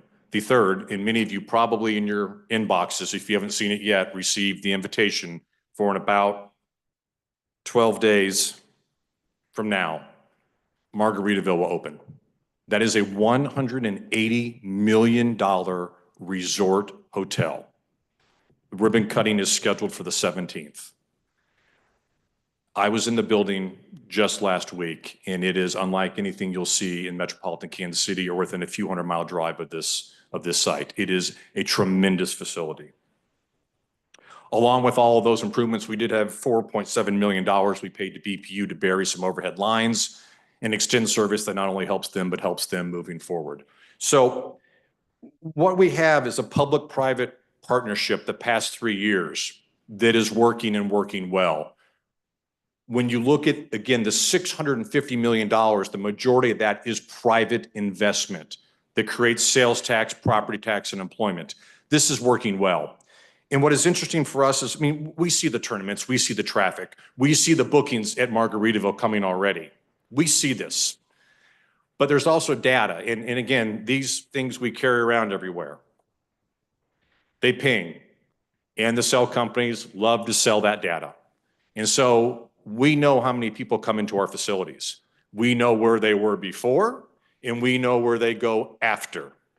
And again, it's not like we're top secret CIA, FBI type info. This is information readily available through an internet subscription. So in the past 12 months, and we were handicapped a bit with both sports facilities because I could not pre-book those. I did not know for sure when baseball would be open, and I can't book a tournament, have 200 kids show up from Iowa and the fields aren't ready. Same with the indoor facility. So we could not start pre-booking until February, March of 24, when usually sports tournaments book a year or two in advance. In the past 12 months, the Homefield Showcase building has had almost 400,000 visitors. The Homefield baseball facility right across the street, almost 500,000 visitors. And when we look at where they were before and where they were after, they were at hotels before, they were at restaurants after, a strong percent of each. And we have percents of other places they went, shopping and gas stations, but those are two of the biggest percentages. So again, our goal as the Star Bond District is to bring people in from outside of Wyandotte County, outside of the state of Kansas, to spend their money in Wyandotte County and in Kansas. And we know for these tournaments, people are doing that. Almost 900,000 people in the first year. I don't know the exact turnstile count at Arrowhead, but 900,000 people, that's a lot of people. So they're coming to town, they're playing in our tournaments, they're staying in the hotels, they're spending money in Wyandotte County and in the state of Kansas. And more to come as Margaritaville opens. So as Chelsea had said, there are a handful of, again, these are not major proposed amendments to the development agreement. Again, we're not asking for more money. We're not asking to not develop something. We're simply asking to bring what was drafted in 2021, 22 forward to 2025. One component in there in particular, and again, we're updating budgets, but in our development agreement, we are to make a community investment. The past 3 years have been difficult to make an investment. People have not been knocking down our doors with deals. In fact, most deals, as I'm sure many people know, most deals have gone away. They've been shelved, they've been tabled, they've been terminated, they never got off the ground. So what we've asked for as a way to collateralize our commitment and investment, and again, I don't think that the gentlemen that own Homefield, you're not gonna have to chase them down for their credit. I mean, they're good for it, I think, as evidenced so far. But we've asked that at the next Star Bond issuance, again, not asking for new money, all within our development agreement, that the community investment be impounded from those Star Bonds and held in escrow. And if we don't invest it within 6 months pursuant to the development agreement, the money is gone. It goes back to the bondholders and we still have to make the investment. So we've asked for a little bit more time because of the unique circumstances the past 3 years, but we're willing to collateralize that investment moving forward. So again, we've evidenced our ability to perform under the development agreement, and we will continue to evidence our ability to perform, and certainly hope that everyone is happy with what they've seen. So with what Chelsea had hit on and what I've hit on, that's, I think, the bulk of the proposed amendments in the development agreement. I did want to walk through a few other slides. Oh, then one other thing, if I could. When we talked about the community involvement, and I won't read in the interest of time, read through all these, but Homefield is not required under the development agreement to be active in the community. They're hyperactive. Listed there, and what's not listed there is also when Arrowhead Middle School had the fire in November of last year. Immediately, Homefield raised their hand. We housed all of those students, all of those teachers, all those administrators in the Homefield building for class and for meals, and we were happy to do so. So in addition to that and what's listed there, again, I think Homefield is a good partner in this public-private partnership. For those of you who have not been in the Showcase Center that had a ribbon cutting about a year ago, that is a view of the courts, a view from the outside, our baseball facility. This picture is dated, given we will be open in about 12 days. And I'm sorry, the picture is dated, but it is an incredible facility, the Margaritaville. It is a full-service, $180 million resort hotel. Conference center, 229 rooms. The indoor pool is massive. It is huge. There is a ninja course that drops from the ceiling and the kids can get on the ninja course like Ninja Warrior and go across the indoor pool and fall into the pool. There is a game room. There is food and beverage. This is a juggernaut. This is only an image of the outdoor pool in Cabana area, but it's honestly not that far off from what it actually looks like. It's pretty unique, pretty impressive. Atlas 9, one-of-a-kind immersive museum, our partner Dimensional Innovations. That should open up, we're hoping for July of this year. View from the outside. Millhouse Apartments, $50 million Class A apartment complex is open. View of their clubhouse. Fairfield Inn and Suites, again, another solid investment. They're open right by the entrance to US Soccer. Camping World, largest RV dealer in the country, open. K1 Speed. If you have not been to K1 Speed, I suggest you go. There's one in Lee Summit. We lured their second location to Wyandotte County.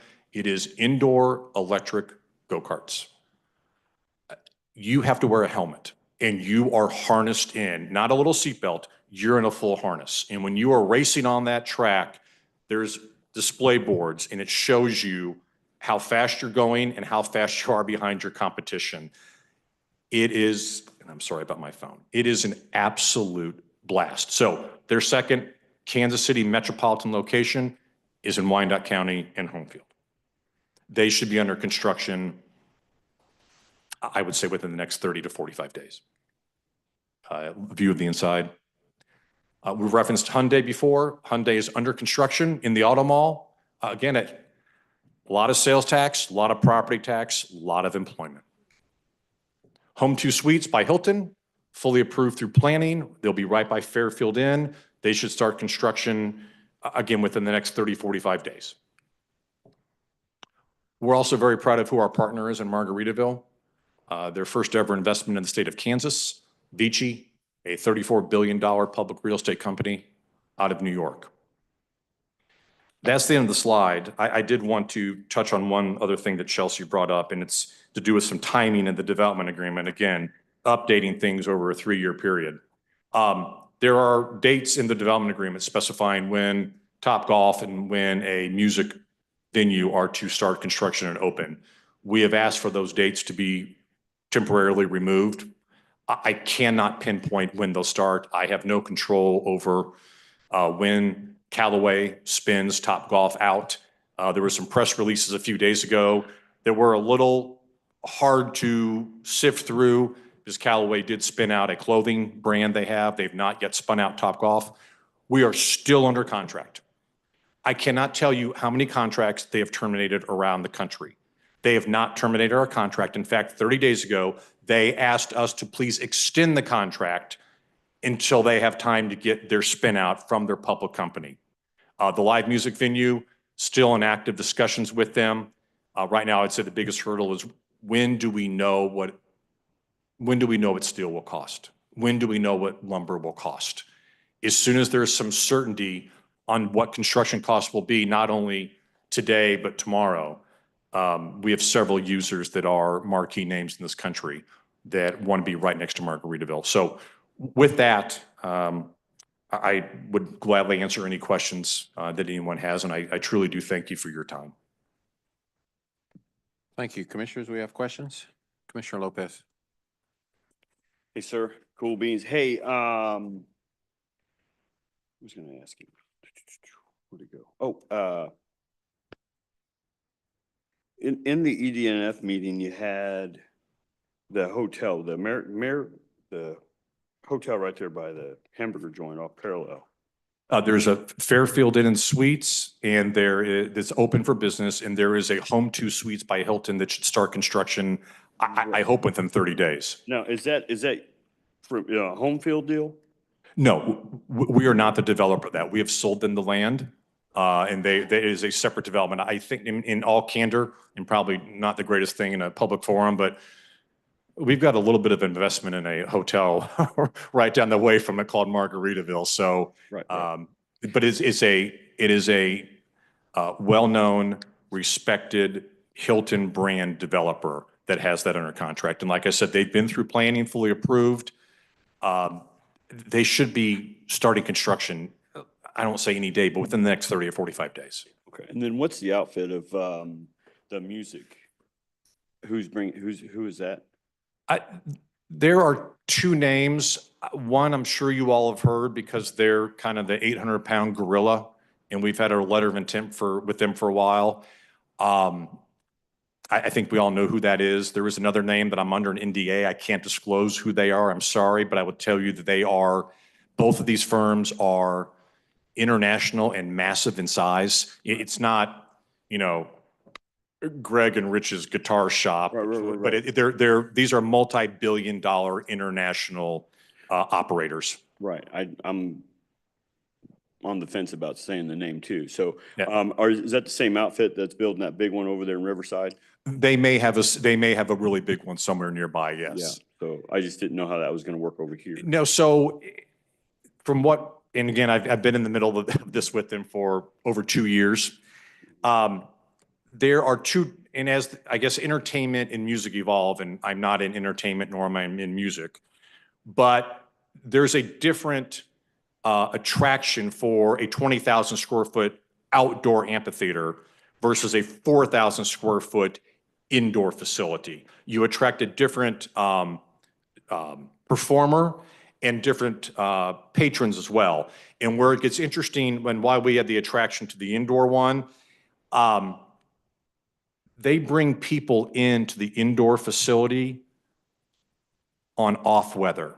I can have a concert or a comedy show or a live stream TV show in a 4,000 seat indoor venue when it's 20 below in January. And where are most of those people going to spend the night?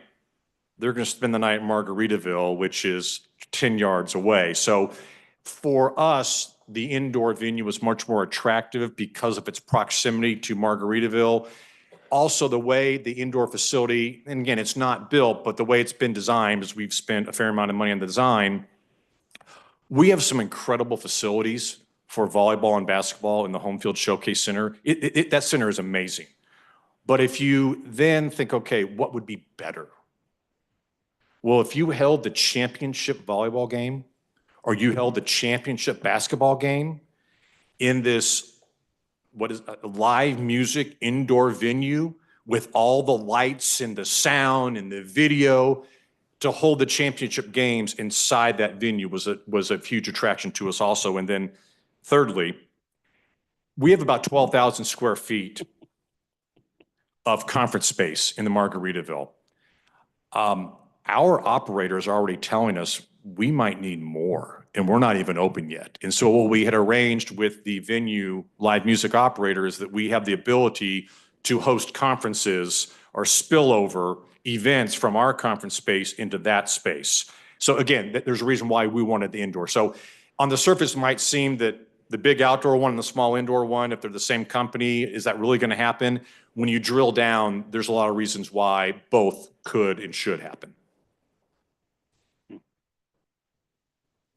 Cool beans. All right. So I hope I've answered your questions. Yeah.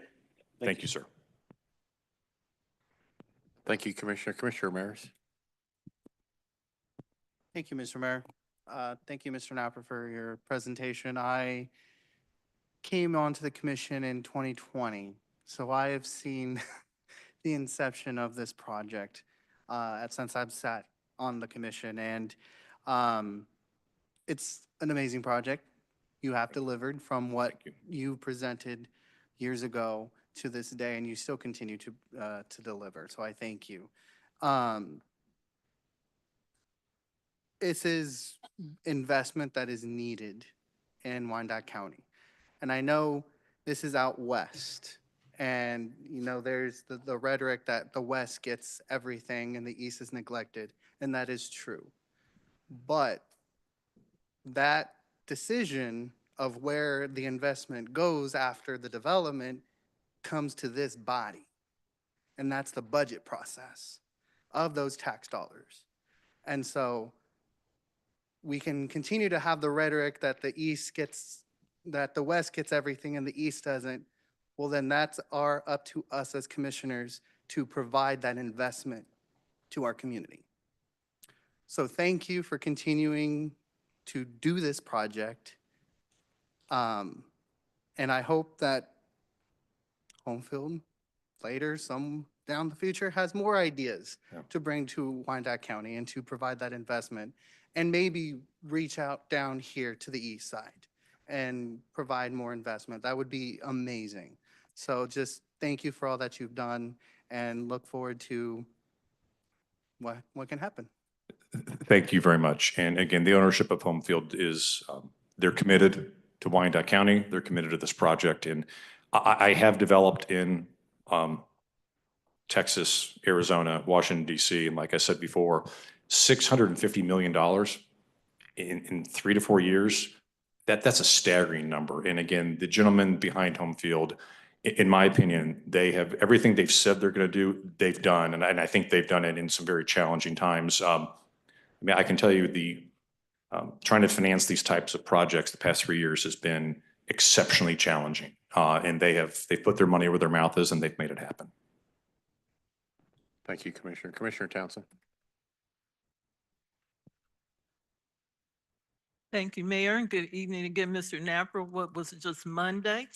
Yes, ma'am. That we were here. I would encourage the public who may not have heard or participated in the EDNF program or heard the meeting this past Monday on June 2nd to hear it. There was a lot more vetting of the project and a lot more deeper discussion. So I commended Homefields then for what it has done on the west side. But one of the issues that came up again was the community investments. And so it was clarified, I'll use that term, that this was not a grant. So Homefields is not giving X amount of dollars, but is seeking due to investment.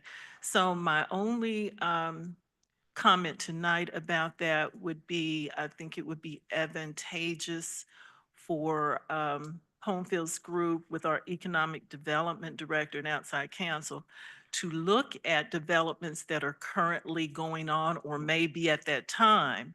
I guess my point is, and in the Northeast area, in District 1 or District 4, you've got Mount Carmel, there shouldn't be a difficulty for finding a manner in which the community investment part of this contract can be fulfilled.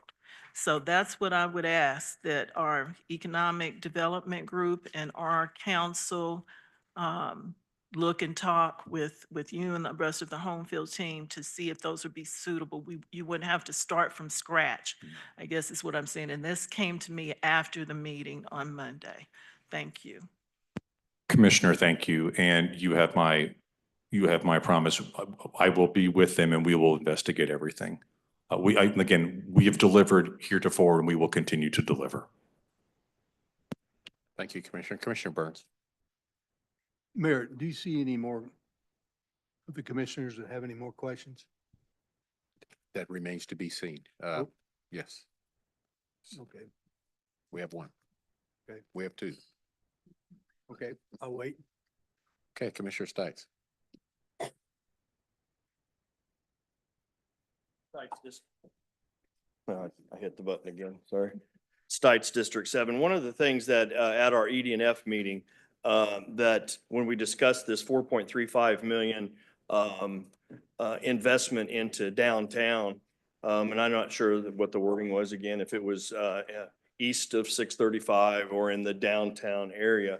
But one of the things that my mind went to was the project that we're talking about and the mayor's been pushing for, and a lot of the community members regarding the Quindaro ruins. So if we're looking at potentially, Mayor, doing a star bond project at the Quindaro ruins, I made the suggestion that maybe this is an area that Homefield would like to look at and see if this would fit in their investment that they're looking at into that Quindaro ruins. I think they'd be a great anchor and some sort of a tenant to really kick off or be a part of that Quindaro ruins in an expanded star bond district. And I was encouraged to hear what they had to say that night, and I think there might be another comment or two, maybe, it looks like. Go ahead, sir. Yeah, Commissioner, since your comments on Monday, I've already discussed that and other potential projects with our team, and certainly we're interested in any and all projects that fit right. And again, just to reiterate, we will have that money impounded in escrow, and we have 6 months after the impound to properly invest it, or we lose the money. So there's, number one, we fulfill our obligations, but number two, the attorneys have structured this to be punitive if we don't. So yes, sir, we are open to any and all, and I would encourage anyone that has potential projects or investments to reach out to me, please. Yeah, and I think that was an important comment whenever you talked about that money will actually go into the UG Bank. We will be holding that $4.35 million until that investment is made. So The bank that is the bond trustee is assigned by the UG, and I'm looking Yes. over at council, but I think that is correct. We'll be holding that money. We cannot get our hands on it. So it is not within our control. It's held by the bond trustee as appointed by the UG, is my understanding. Okay, thank you. Thank you, Commissioner. Commissioner Stites, I'm sorry, Lopez. Yeah, this might be a question for staff, I believe. I was doing my homework yesterday, but I was trying to figure out, there's 3 parcels. There's 4 actually, but Todd LaSalle actually answered that one for the 4th, but there's 3 parcels that come up to 25.5 acres altogether, appraised at 0, and no taxes are paid on that. What's that about? Do you know, is that part of the original star bond deal or whatever? Well, to answer with certainty, I would need to know the parcel numbers and do some research to look it up. It may be that there are a payment in lieu of taxes in which and we discussed this at our meeting on Monday, is it essentially zeroes out. However, developer still pays an annual payment in essence in lieu of taxes, but it really is the same. So for example, Atlas 9, that would probably be how that would appear if you look it up on the appraiser's website. But they will be paying about 1.2 million over 10 years in the pilot payments or payment in lieu of taxes. So over 1.2 million altogether in 10 years. Correct. So you divide that by 10, that's what or however the payment schedule is set up per year. Correct. Gotcha. Commissioner, I know unequivocally in the Homefield master plan, there's not a parcel that we are not paying property taxes on, or pilot on in lieu of the taxes. I know that for sure. Oh, yeah, no, So I want to make sure that was. Oh, yeah, no, everything is, I was just trying to figure out why it was appraised at 0. And I'm glad you asked them and not me. Yeah. No, but I've seen, everything's current as far as the rest of the stuff is. Thank you. Thank you, Commissioner. Commissioner Burns. If there are no further questions, I don't see any. We need to move Wyandotte County forward on this. And I recommend that we adopt this resolution. Before I entertain that, thank you, Commissioners. I had some questions. Yes, sir. Oh, sorry. Just for clarity, I guess supported your project from day one. I think it's a good vision to have those type of minis and good services and resources in Wyandotte County. It continues to grow our community, but I know you all got hefty abatements. You're not paying 100% property taxes. That was part of the deal. Am I correct? You pay a pilot, correct? There's a pilot, which is again for predictability. To my knowledge, we do not have abatement. We're not paying less in pilot than we would in a property tax. So I'm not aware of any. That's a question. If we were to appraise your total project, would you be paying 100% property taxes? In my opinion, yes. You would be. I think we would, yes. Based on, and again, I don't know how an appraiser exactly appraises for property taxes, but based on there's different ways to appraise property. If you look at comps or revenue generated at the property, in my opinion, we would, yes. Okay, well, I'm not asking for opinion. Does anybody have anything definitive? Well, with the example of Atlas 9, we did work with the county appraiser. It is a very unique asset to try and value. So we looked at some comparables in the area, and the schedule that we landed on, we all felt like was fair and a reasonable amount of property taxes to pay.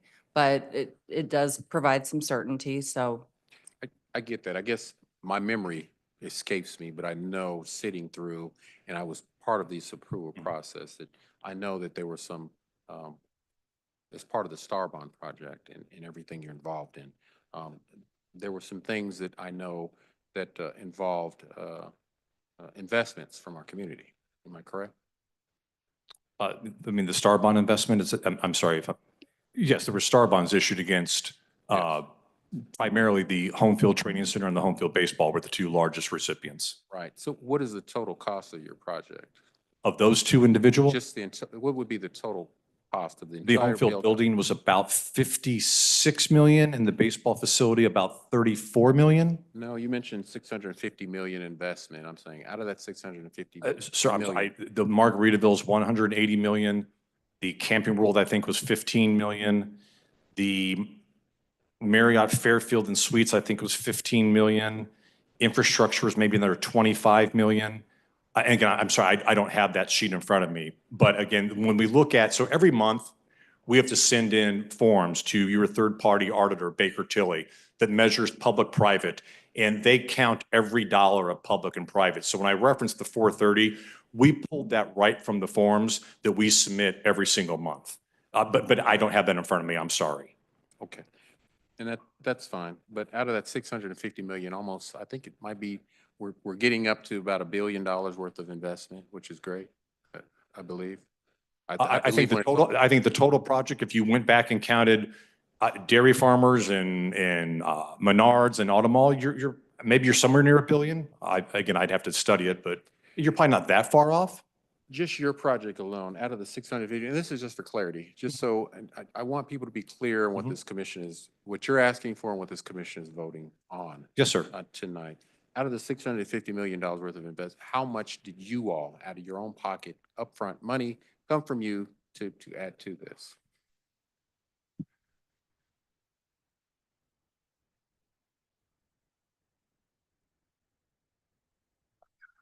I'm giving you my best guess because I don't have it in front of me. So you'd have to look at cash out of pocket and debt that has been personally guaranteed, which would be the same. You are somewhere near.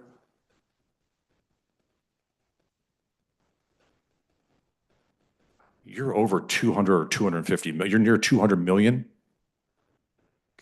And so the rest of that gap there. So Well, you have Star Bonds are part of the gap. 100 and right now Star Bonds have funded to 101 million. And then you have third-party investment. For instance, we did not build the Fairfield Inn, a third party did. Other things out there we've not built ourselves. The apartment complex, we did not build it, but we caused it. I mean, we sold the land, caused it to be built. And that's where I'm going. I'm just trying to get clarity for the people that may not have been following this project. I understand. And trying to just get some idea of where we're at, what your contribution was. You follow me? No, What I the understand. investment And is. Homefield, it is with autographed debt and cash, you're over $200 million. Okay. I mean, it's a staggering amount, especially in the past 3 years. There are not very many real estate developers that would have that ability. Right. In my opinion. Okay. And then now we get back to, now this is the other question. And thank you for that Sure. clarity, because I did want anybody that's watching to understand. I understand, sir. That totally. So you mentioned briefly about partnering with the community in a lot of different ways. Yes, sir. Which is great. And I believe here in Wyandotte County, that's what we would like to see.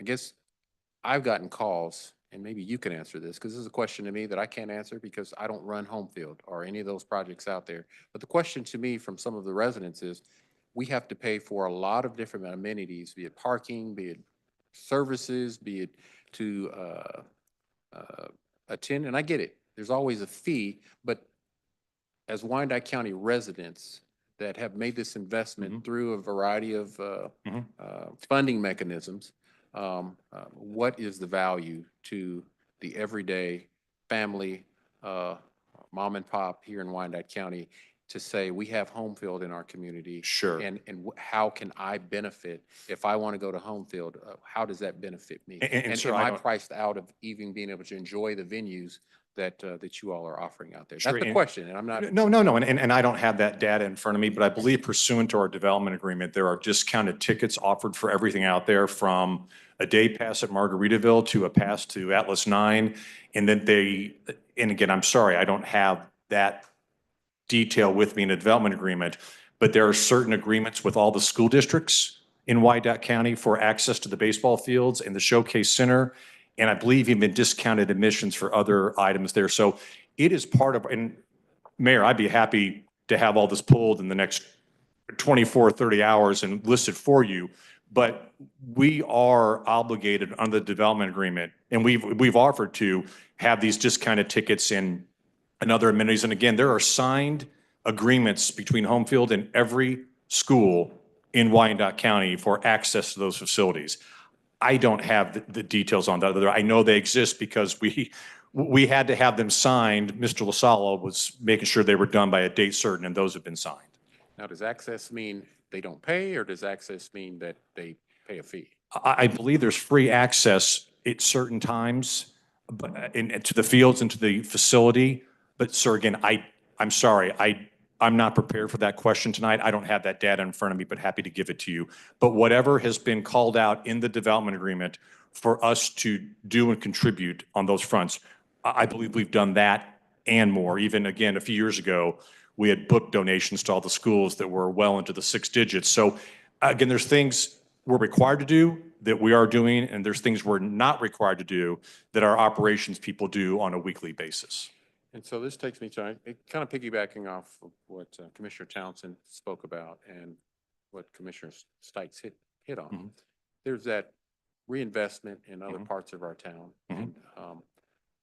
And Commissioner Ramirez hit on it as well, that a lot of the goods and services that our residents have come to expect and would like to have tend to be out in our western portion, which is fine. We want to continue to grow the western. And yes, this commission does have an opportunity to decide where those funds can be spent. It's their purview. But at the end of the day, investments that will provide the types of goods, services, resources, amenities, and things that are desperately needed east of 55th Street are missing. Mhm.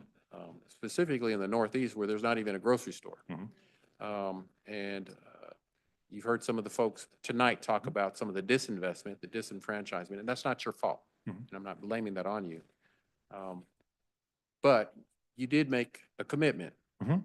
How much was that commitment to be invested? It's $4,350,000. And again, that we're going to collateralize in escrow for the benefit of the UG. And where is that money to be spent? That money is, and again, I'd have to look at council for the development agreement wording, but it's my understanding the wording is downtown or other urban areas, and the investment is subject to, it's either this commission or the county administrator. I can't recall off the top of my head what it says. Good evening, Mayor and Commissioners. I'm Anna Kerstlich with Stinson, UG's Economic Development Council. That is correct. It is to be invested in downtown and historically urban areas. Okay. And it is with approval of the commission. And to go back to some of the benefits, I have the agreement in front of me. The Homefield building and Homefield outdoor admission is discounted or is discounted by 20% for Wyandotte County residents. And there is a 25% discount on Atlas 9 tickets. That's awesome. And that's good information. So that takes me to track. What is the timeline for that investment? 4 million? $4,350,000. Yes. And So what is in the DA amendment in front of you is that we believe we'll be at a star bond offering, again, not asking for more money than's already been called on the DA this fall. The sales tax generators are in place. And we have 6 months. So at the bond closing, the $4,350,000 goes into escrow. We have 6 months thereafter to invest it. So I guess, council, what would that look like within his framework? You're in May of next year. May of next year. And sir, again, the best guess. Okay. I mean, if I could go to a star bond offering tomorrow, we would do it tomorrow and then let the clock start ticking. But realistically, by the time we go through the underwriting in the documents that are 17 phone books thick, it will probably be fall. And again, I'm just trying to make sure that there's clarity. Yes, sir. For anybody that's watching that may not be here tonight on what they can expect. Yes, sir. From what you're asking. And just, I guess, Reader's Digest in a nutshell. I get all the benefits. You walked us through that, all the things that are coming online. You mentioned that you would like a modification to the agreement. I guess council or economic development or either yourself, if I'm online and I'm watching that, I guess I'm still not clear. What does that mean for both the unified government, for the Homefield project, and for the public? What are you actually at? What is changing? What is being asked for? For example, in the development agreement, it says Jeep, and then it will now say Hyundai. It has exhibits to the development agreement that have budgets that were drafted in 2021, 2022. Those will be updated, and there's 50 lines of line items. Those will be updated from a projection to an actual through 25.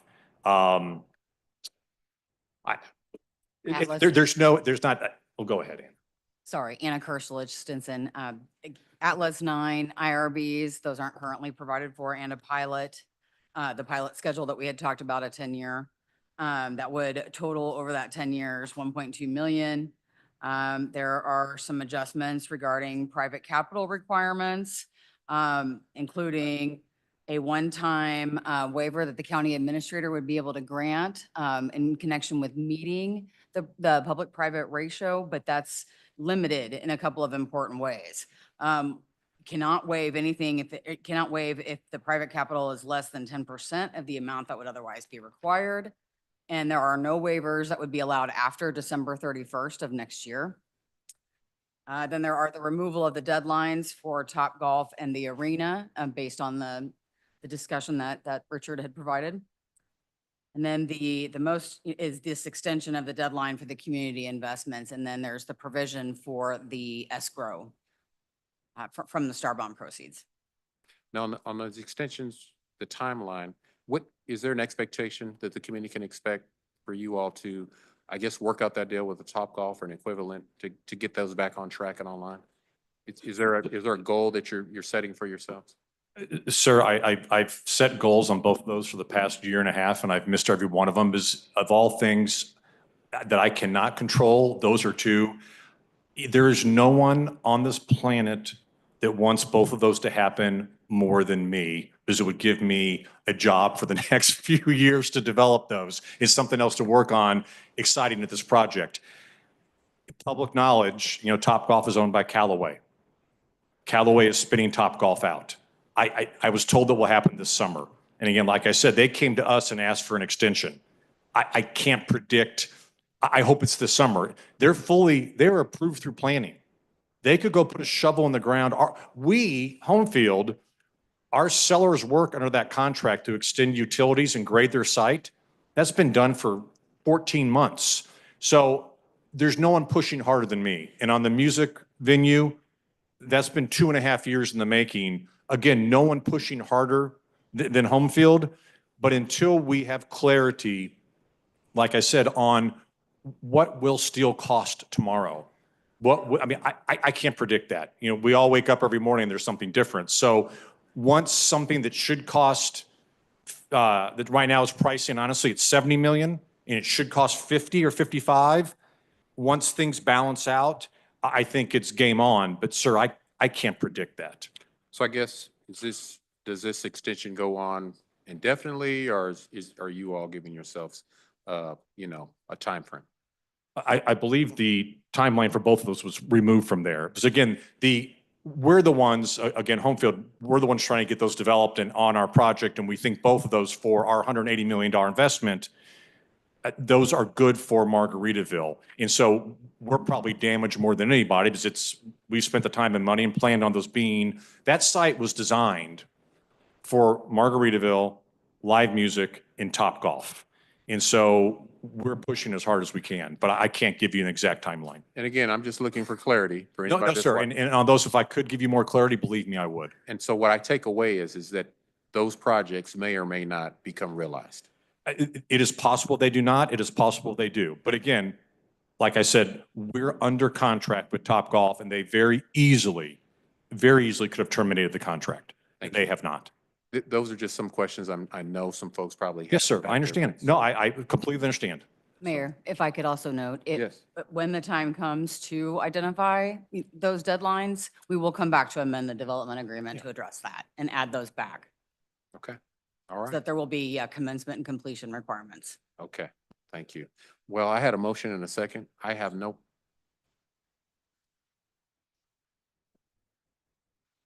Go ahead, Commissioner Lopez.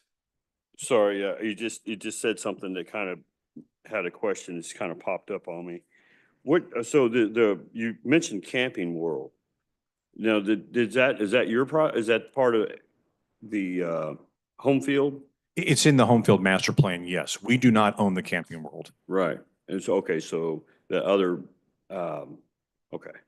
That, and then there was, okay, and then I have a question for staff. Okay, so right now, according to us, I mean, their property tax right now for everything, for 19 parcels, actually, 23 parcels altogether is a little over 734,000 a year.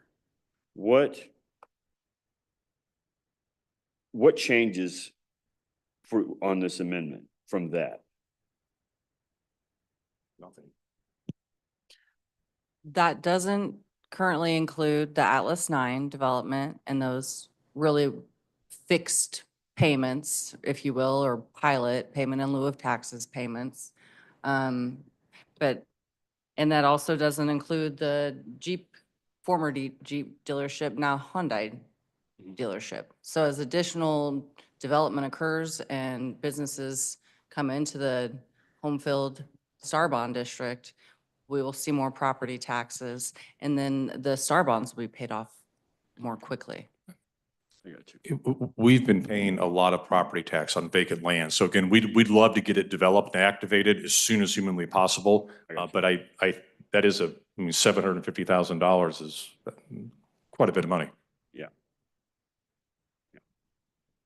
Okay, that's all. I just didn't know if anything changed on there, just so as properties develop, then it's added.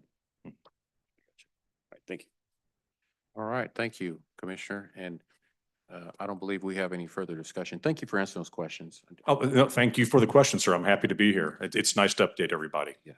All right. There's a motion. Second, clerk roll call. Roll call, Bynum. Aye. Townsend. Aye. Burns. Aye. Ramirez. Aye. Hill. Aye. Lopez. No. Stites. Mayor. Okay. Yeah, we do. Never mind. Motion carries. Never mind, Mayor. Thank you all. Thank you. That takes us to our next item. Clerk, can you read that? On the administrator's agenda, we have approval of a resolution to apply for and accept an award from the Information Network of Kansas grant to preserve unified government records. The requested grant amount is $248,200, and there are no matching funds required.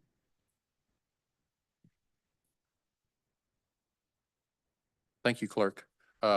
Commissioner Bynum wants to make a brief comment before we Thank get you, it. Mayor. I just wanted to say on these next two items, they were scheduled to be on Administration and Human Services earlier this week, and I just want to say thank you to the mayor for visiting with me about my need to cancel that meeting and bring these both forward tonight to the full commission. So I just wanted to say thank you for that. And we can hear from Monica.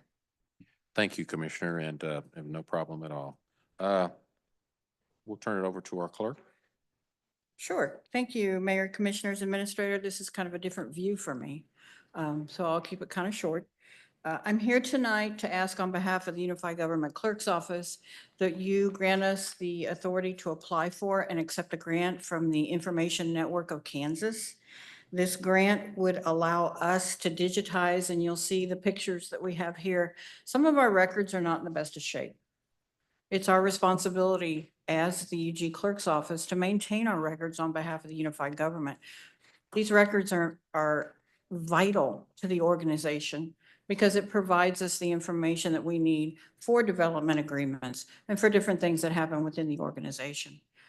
So we're looking at methods to try and preserve these records so that we don't lose them. This grant gives us the opportunity to perhaps digitize and create an online library of all of our ordinances and resolutions that go back into the 1800s. And by doing this, then we would be searchable, a lot more accessible for a lot more people. If you want to, well, I guess I could do this. See, I'm not used to being on this side. I like my chair. So you can see, if you've never been to the Record Center, I would invite you to please come. We're happy to give tours. If you don't know what UG records look like or how they're stored, please, we're happy to take you. We do have 2 locations. One is here in the basement of the health center. We have a separate building. The picture that you see here, you may think this is just a really bad picture. It's not. This is what the records are actually starting to look like. We have got to find a way to preserve this information. So tonight, again, we're just asking that we be, that you all grant us the authority to go ahead with this grant. Our information is that we should be hearing something in July if we're successful. Thank you, Clerk. Commissioner Bynum? Thank you, Mayor. I just want to make a motion to approve the resolution to apply for the grant that has no matching funds required. Second. Thank you. Okay. I'll chime in. I totally agree. This is our history. And as you see, just in the pictures, as that deteriorates, our history is being lost with that deterioration. So I fully support the request as well. There's a motion and a second. I'll wait for the clerk. Oh, the deputy clerk. Deputy clerk, roll call. Roll call. Bynum. Aye. Townsend. Aye. Burns. Aye. Ramirez. Aye. Hill. Aye. Lopez. Aye. Sights. Motion carries. Thank you. That takes us to Commissioner Bynum. Mayor, I'm sorry to get ahead of you. I wanted to make a motion to approve the resolution authorizing the agreement between the Unified Government and Bonner Springs for a motor vehicle registration kiosk in Bonner Springs. Thank you. And I'll just say, and we have, when I became mayor, just talking to Mayor Stevens, I know working with Commissioner Stites, and talking to the mayors of Mayor Harrington when I first became mayor, as well as Mayor Cahar, that was one of the things that we wanted to make sure that those folks that lived in Piper, Bonner, Edwardsville, and in kind of those areas that are really far west to make doing business with the unified government more convenient, more accessible, and to take some of the nuances out of them being a part of our community. Hence, having to drive all the way, sometimes a 20, depending on where you live in Wyandotte County, 30-minute drive to get to the courthouse here or to other locations to be able to handle business. And so this is one of those things that came out of that conversation. I know that Mayor Harrington, when he was mayor, opened the doors to their new city hall and said that this is something he'd like to see. Mayor Stevens came in and echoed that, working with Commissioner Stites, and us talking to the mayors of Edwardsville and Bonner Springs, Lake Covera. That is something that they all champion. So yes, there's a motion, I believe. There's a second. Commissioner Stites.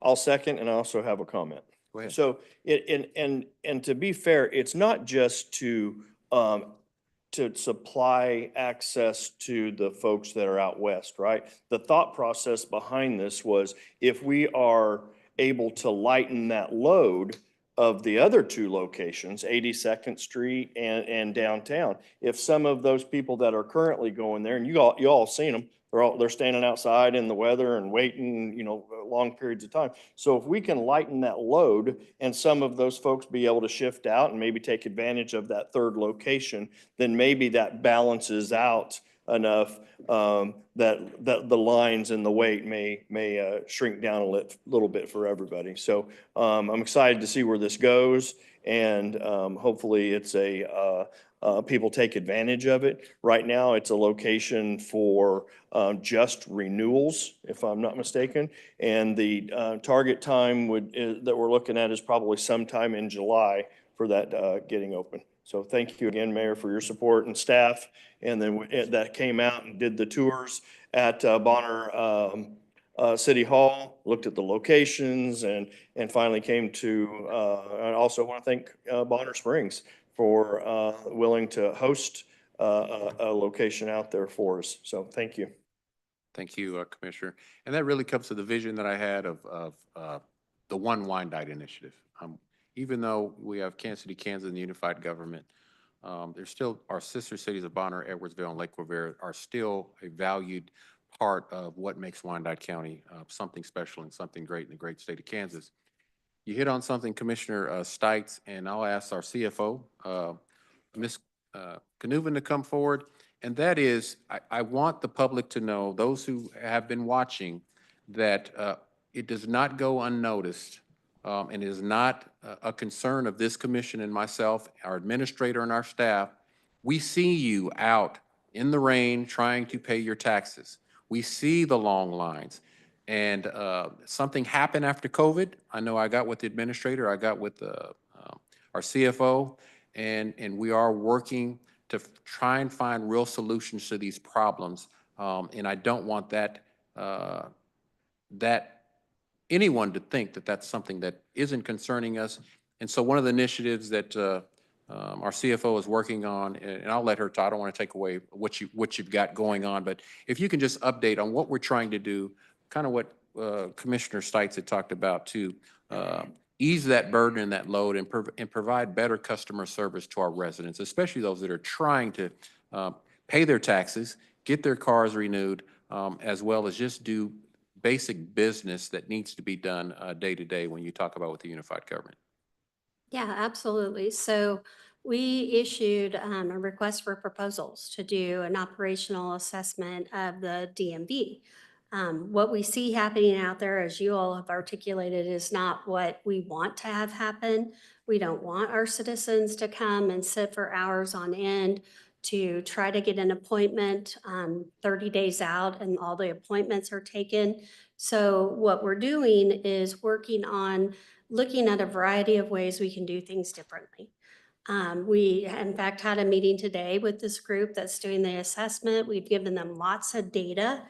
We are serving about 400 to 500 people per day at the two locations. So pulling some of the data for this assessment's been enlightening, and just thinking about how the people flow works and how we might be able to do things better. And as you all said, one of the key things that we're moving ahead with is this partnership with Bonner Springs. And the number of people in our community that need service from DMV, it really isn't changing. It's the same number of people. But for those that go in person, we are trying to find ways to kind of disperse the operations a bit, because we think that will help by taking the renewals only, because those are very quick transactions. And I should put a plug in there. Those are transactions that people can do online. Okay, for a tag renewal, you can do that online. Okay, but a lot of our people, about 40%, come in person. So we need to find out a way to pull those people in both the current locations and at Bonner to handle those differently, so that they're not waiting while we've got the other kinds of transactions that take 15 to 30 minutes.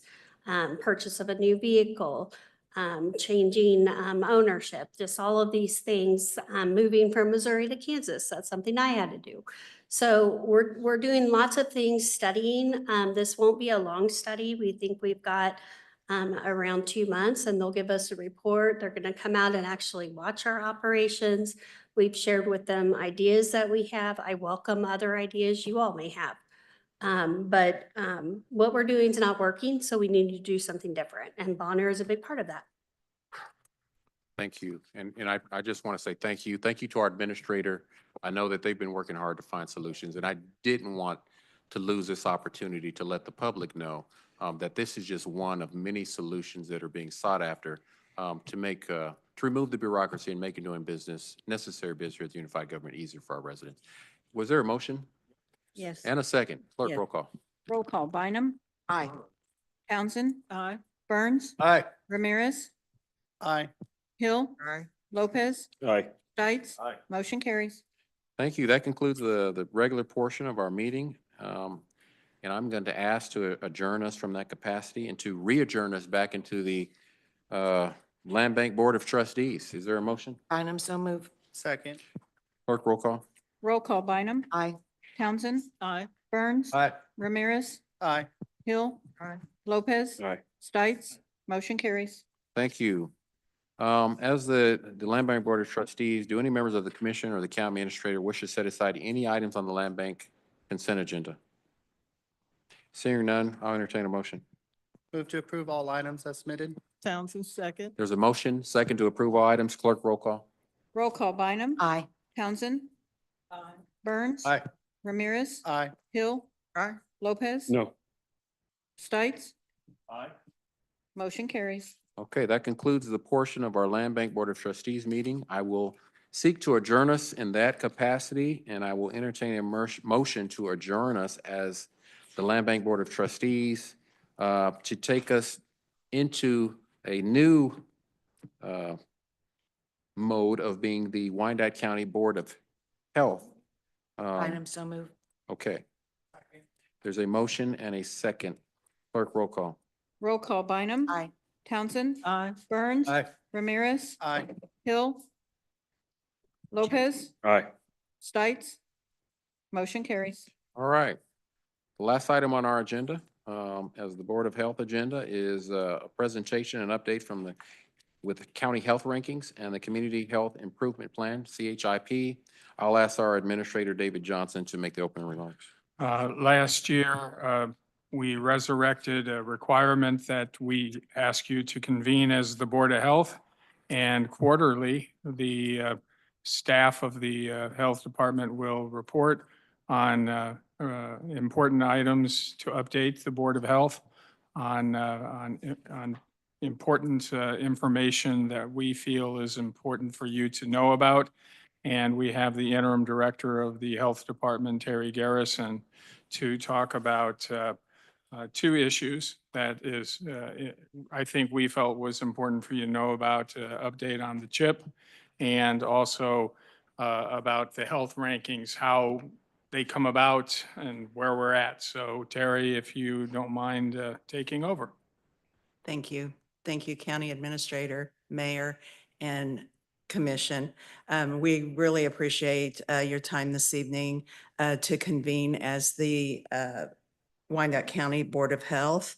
As David said, my name is Terry Garrison. I'm currently serving in the role of interim director for the Unified Government Public Health Department. The topics for tonight's meeting was selected based on the spirited conversations we had at the end of our March 6th Board of Health meeting, and that was a springboard for what we would like to speak to tonight. Regarding the county health rankings and moving the needle of some very important and heavy health issues. A former county commissioner once pointed out, if you are able to move the needle of a particular issue or behavior, then you can subsequently impact multiple other health issues. For example, if you are able to lower tobacco and tobacco product use, then you have subsequently impacted heart disease, peripheral artery disease, cancer, COPD, and emphysema. I encourage you tonight through this presentation to see the many issues and behaviors that are addressed and the subsequent tentacles of other health issues that are impacted through the work of the Health Department and CHIP programs. I would now like to introduce the Health Department's Health Officer, Dr. Alan Greiner. Thank you, Terry. Thank you, Mayor, Administrator, Commissioners. Appreciate being able to talk to you. I'm just going to talk for a minute because Wesley is going to go over this CHIP stuff. I had a couple handouts that I got you guys with figures on them. And I just want to talk for a minute about how the county health rankings get done and why I think, and I think a lot of research would say we haven't so far been able to move the needle a lot on the county health rankings here in Wyandotte County over the last 10, 20 years. The Robert Wood Johnson Foundation in New Jersey funds the University of Wisconsin to do these county health rankings. They are pretty widely accepted as a good way to measure health at a population level. They just this year stopped actually putting numbers on counties. So last year, I believe we were 102nd maybe on health outcomes, and then I think last on social factors, but they've stopped putting the numbers. So we were 102nd and then last. And I think they've done that because I think they're beginning to see that numerical labeling can actually lead to some lack of optimism and positivity that might be helpful in this kind of work. But what you'll see if you look at that second figure that has the different sort of items and arrows on it, you'll see stuff talking about healthcare. You'll see talk about social factors and policy factors.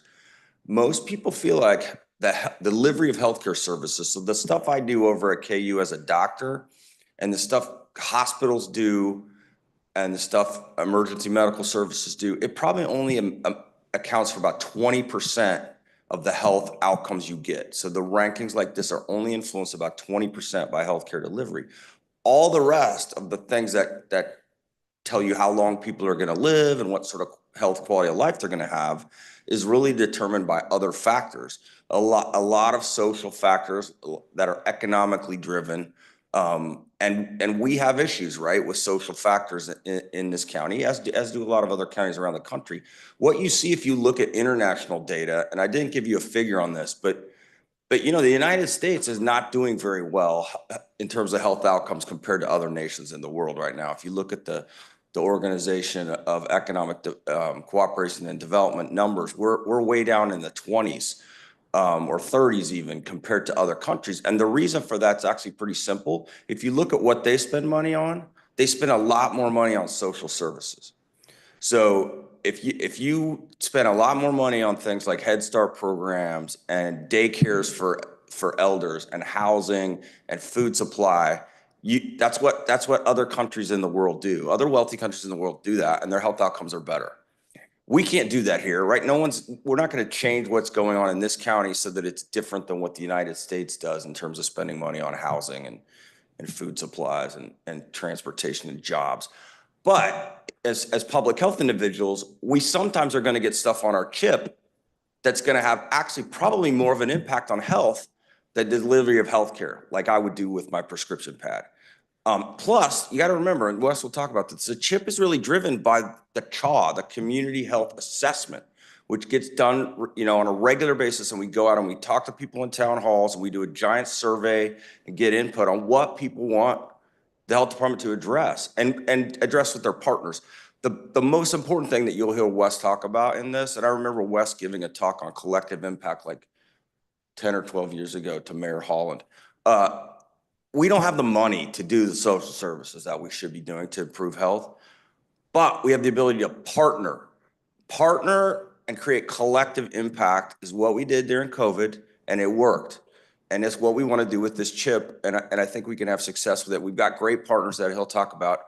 I'll stop rambling now, but happy to talk about this with any of you guys off record later on. I'm passionate about this stuff, so thanks so much.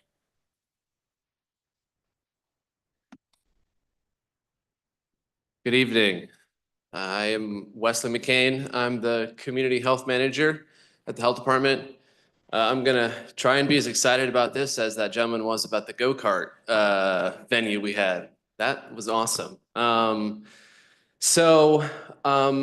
Gonna do kind of a brief overview of our chip. We talked about it like Terry and Alan said last time. And I won't take too long with it. It's a big initiative. But I'm just gonna give you all just kind of the brief overview. So there's really three things. Here's some of the contents of the presentation. There's three things I want to get across tonight. One is the sort of depth and the comprehensiveness of the assessment process and the community process we went in to create the chip. The second thing is the value for money that we get as a government from the chip. And the third thing is the tremendous amount of collaboration and success that we've had in it, especially for that value for money. So first part, this is really that first part, which is how comprehensive it was. We do our community health assessment and our chip. We do it every 5 years. We have to do it as an accredited health department. So this is the process. When we're going through the process, just, I won't read what's on the screen there. The thing I'll point out is that we used the same survey company that the unified government used for its community survey.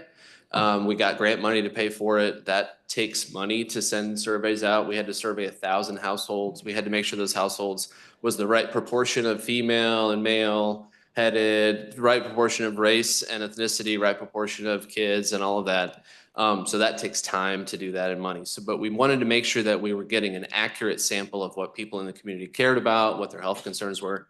That's our primary data for the assessment. And then we also looked at all of the information from the CDC and from the hospitals and from the state to provide the secondary data.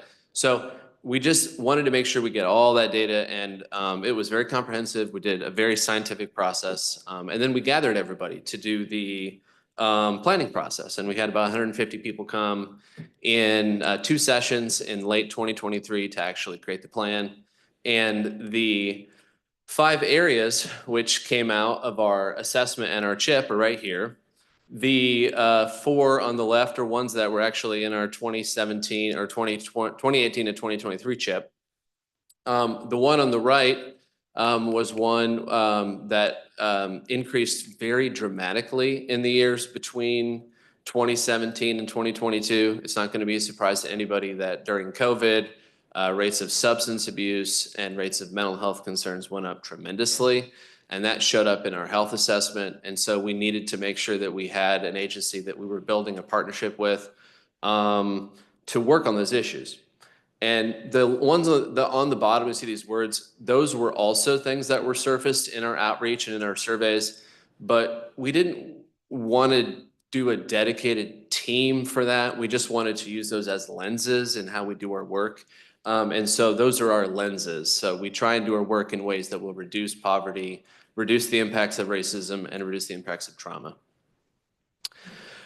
We operate by having lead agencies. So you'll notice that we are a public health department and not a housing agency and not a workforce agency and not really largely a violence prevention agency, although we do a little bit of work in each area.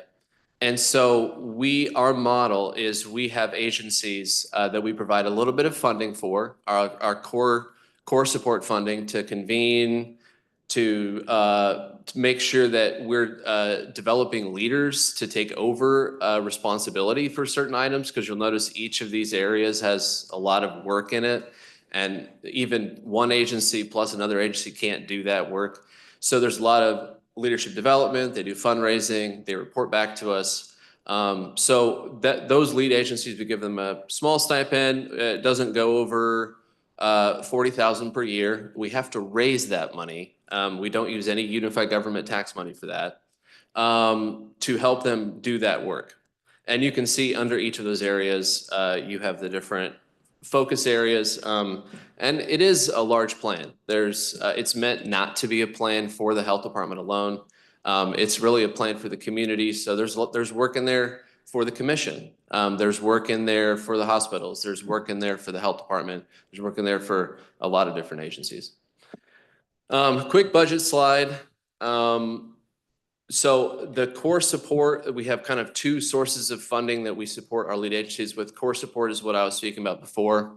Additionally, we've gone through some different ways of providing core support. We did use ARPA funds to provide that during ARPA. Before that, we used Wyandotte Health Foundation, Forward Foundation. We even worked with the United Way to secure some Hollywood casino funds. Some of the commissioners, I think, assisted with that process. It's been so long, I can't remember which ones specifically. And then additionally, also point out, we also partner with them a lot to do sort of deeper, larger projects. And I'll just use the Wyandotte Health Fund or the Behavioral Health Network as an example. They serve as our core support agency, convening around substance use and mental health issues in our community. But we also wrote a grant to the Department of Justice for peer support program. And we pay them money to put a therapist in our drug court to screen people who are coming through the justice system to see if they're eligible for those services or not. And that's a lot more money than is in the core support. So it's also a way for us to sort of stimulate work, and really ends up being a lot of value for the amount of money that the unified government puts in, because we raise a tremendous amount of grant money through the planning process and through the process of partnering with those agencies. There is money. I don't want to make it seem like the unified government doesn't support it with tax money at all, because it does. I'm the health manager, so I am supported through the health levy. We also have a violence prevention coordinator who is a part of the levy as well. I supervise the CHIP, but then some other issues. So we are tremendously grateful for the support that we have from the unified government coffers as well. Quick slide just about, in addition to health impacts, the work of our CHIP has impacts upon the economic health of our community as well. And this is just kind of a general slide showing some of that. And this isn't really about our CHIP in specific, it's really about just overall how this work helps to support money coming into our community. And then I'll just go through I can't talk about each of the areas in depth, and I won't do that because it's late. But I just wanted to focus on one success from last year from each of these areas. So I think one of our lead agency reps joined us. I think Monica is in the house here. The Economic Development Council is our lead agency for jobs and education. Every development agency in every community works to bring business into the community. Not every agency works on workforce. And that's a unique thing about them. And that's allowed us to partner with them on this. And just one of the things they did in 2024, and I think a little bit before that as well, is 609 students from across our high schools did tours of over 20 local employers. And then they were able to partner with the community college to provide $15,000 in scholarships as well, which I was not able to go on any of those, but Monica gave some very compelling stories about a lot of students didn't even know these jobs existed and didn't know that they existed in our community. And so it was very eye-opening for students. Healthcare access, we partner with Vibrant Health on this. Transportation is a huge issue for us. And I will also note that with some of the federal funding cuts that are being discussed, Medicaid, for instance, provides transportation assistance. There are other programs as well that do that. So if those cuts go through, this program, which we're using vehicles from the transit department and resources from the health department and Vibrant, is not going to become less important. It's going to become more important. And that might be the case for some of our GAP programs in general. As programs that the federal government provides, if they go away, there will be more people that will be traditionally thrown out and needing more support that we might have to provide. Or someone will. Crosslines is our housing agency. Really, really proud of the success on this one. We actually, it was in our CHIP, and then actually, Mayor, it was as a part of the Mayor's Unhoused and Homeless Task Force that we started the conversation about this success.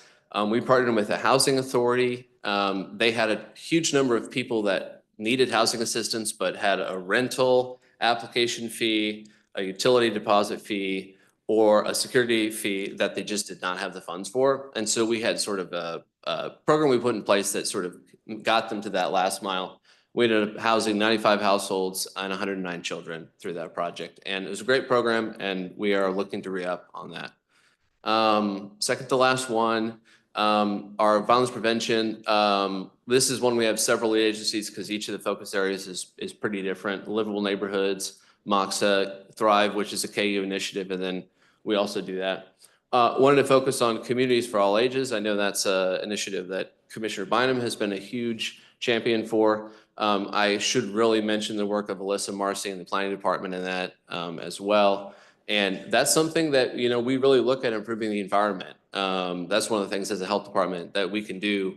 We don't do law enforcement, but if we create more usable environments for people, we know that the research shows that that reduces crime. And then I'll also point out the gun locks. We have a partnership where we, through working with the VA and Grandparents for Gun Safety, we're able to, I think we handed out 150 last year, which I think is really, really good. That's 150 people who now have their guns safely locked up at their house. And then the very last one I'll point out before closing is our partnership with the Wyandotte Behavioral Health Network. This is our newest one. The suicide crisis hotline that they have, they answered 4,000 calls, a little over that, for the last like 8 months of 2024. That is more, every time Randy Kallstrom talks about this, he says that's more than Sedgwick and Johnson combined, which that always shocks me because we have a lot fewer people than they do. So it's tremendously important, and I think it's really good for our community that we have that, and then we have a local champion for that. And then also through our substance use program, we were able to hand out 2,100 about doses of Narcan last year. Want to acknowledge the partnership with the police department on that, libraries and others. And that one's particularly kind of heartwarming because we will occasionally get emails from partners that say, thank you for doing the Narcan work. Someone collapsed in our parking lot and we're able to use this to help revive them, which that's really special for us because it kind of lets us know that the work is really making an impact. So that's a very breezy overview of our CHIP. It's a large initiative. It's late. I could talk about it for hours, but I won't talk about it for hours tonight. So I will stand for questions. Thank you. Thank you, Commissioner Ramirez. Thank you, Mr. Mayor. I just want to say thank you to our Public Health Department. Dr. Greiner, good to see you. Not an insult, but it's good we haven't seen you. We saw you a lot during COVID. And thank you for all that work you did. You know, our Public Health Department does great work every day. It is one that among many departments in our government is underfunded for the work that they do. But you make do with what's given, just like our Parks Department does an amazing job of what's been given to them. And I just applaud you for the work that you continue to do. Just know as long as I'm here, you still have a champion for public health. And so thank you. Thanks. Thank you, Commissioner. Commissioner Bynum. Thank you, Mayor. I just also congratulations on the CHIP and thank you for all the work, not only that you're doing, but the whole department, because it is so vitally important. And what I really appreciate is you bringing the data. You know, these things matter and we can see results from our efforts across that whole broad spectrum of agencies that are working together to improve our public health. And, you know, I learned the lesson a long time ago that it's the social determinants, as Dr. Greiner said, it's those community inputs that are so much more important. And only by convening those collaborators can we really change what the data says. So not only thank you to you and the health department, but all those agencies that have stepped forward to to help us make it better here. Thank you very much. Thank you, Commissioner. Commissioner Townsend. Thank you, Mayor. Good evening, Ms. Garrison, Dr. Griner, and Mr. McCain. Thank you. Good to see you in a non-emergency situation. That was one of the things, though, that COVID did. It elevated the visibility and what was done on a day-to-day basis, as you're describing here for the health department. So never look at it the same. You all are like insurance on your car, your house. You better have it, but you hope you never really need it in an emergency. So I think it's a good idea that quarterly now we get an update. Don't want to belabor this too much, but in our earlier part of the meeting, when the members of the public, Ms. Russell, asked about,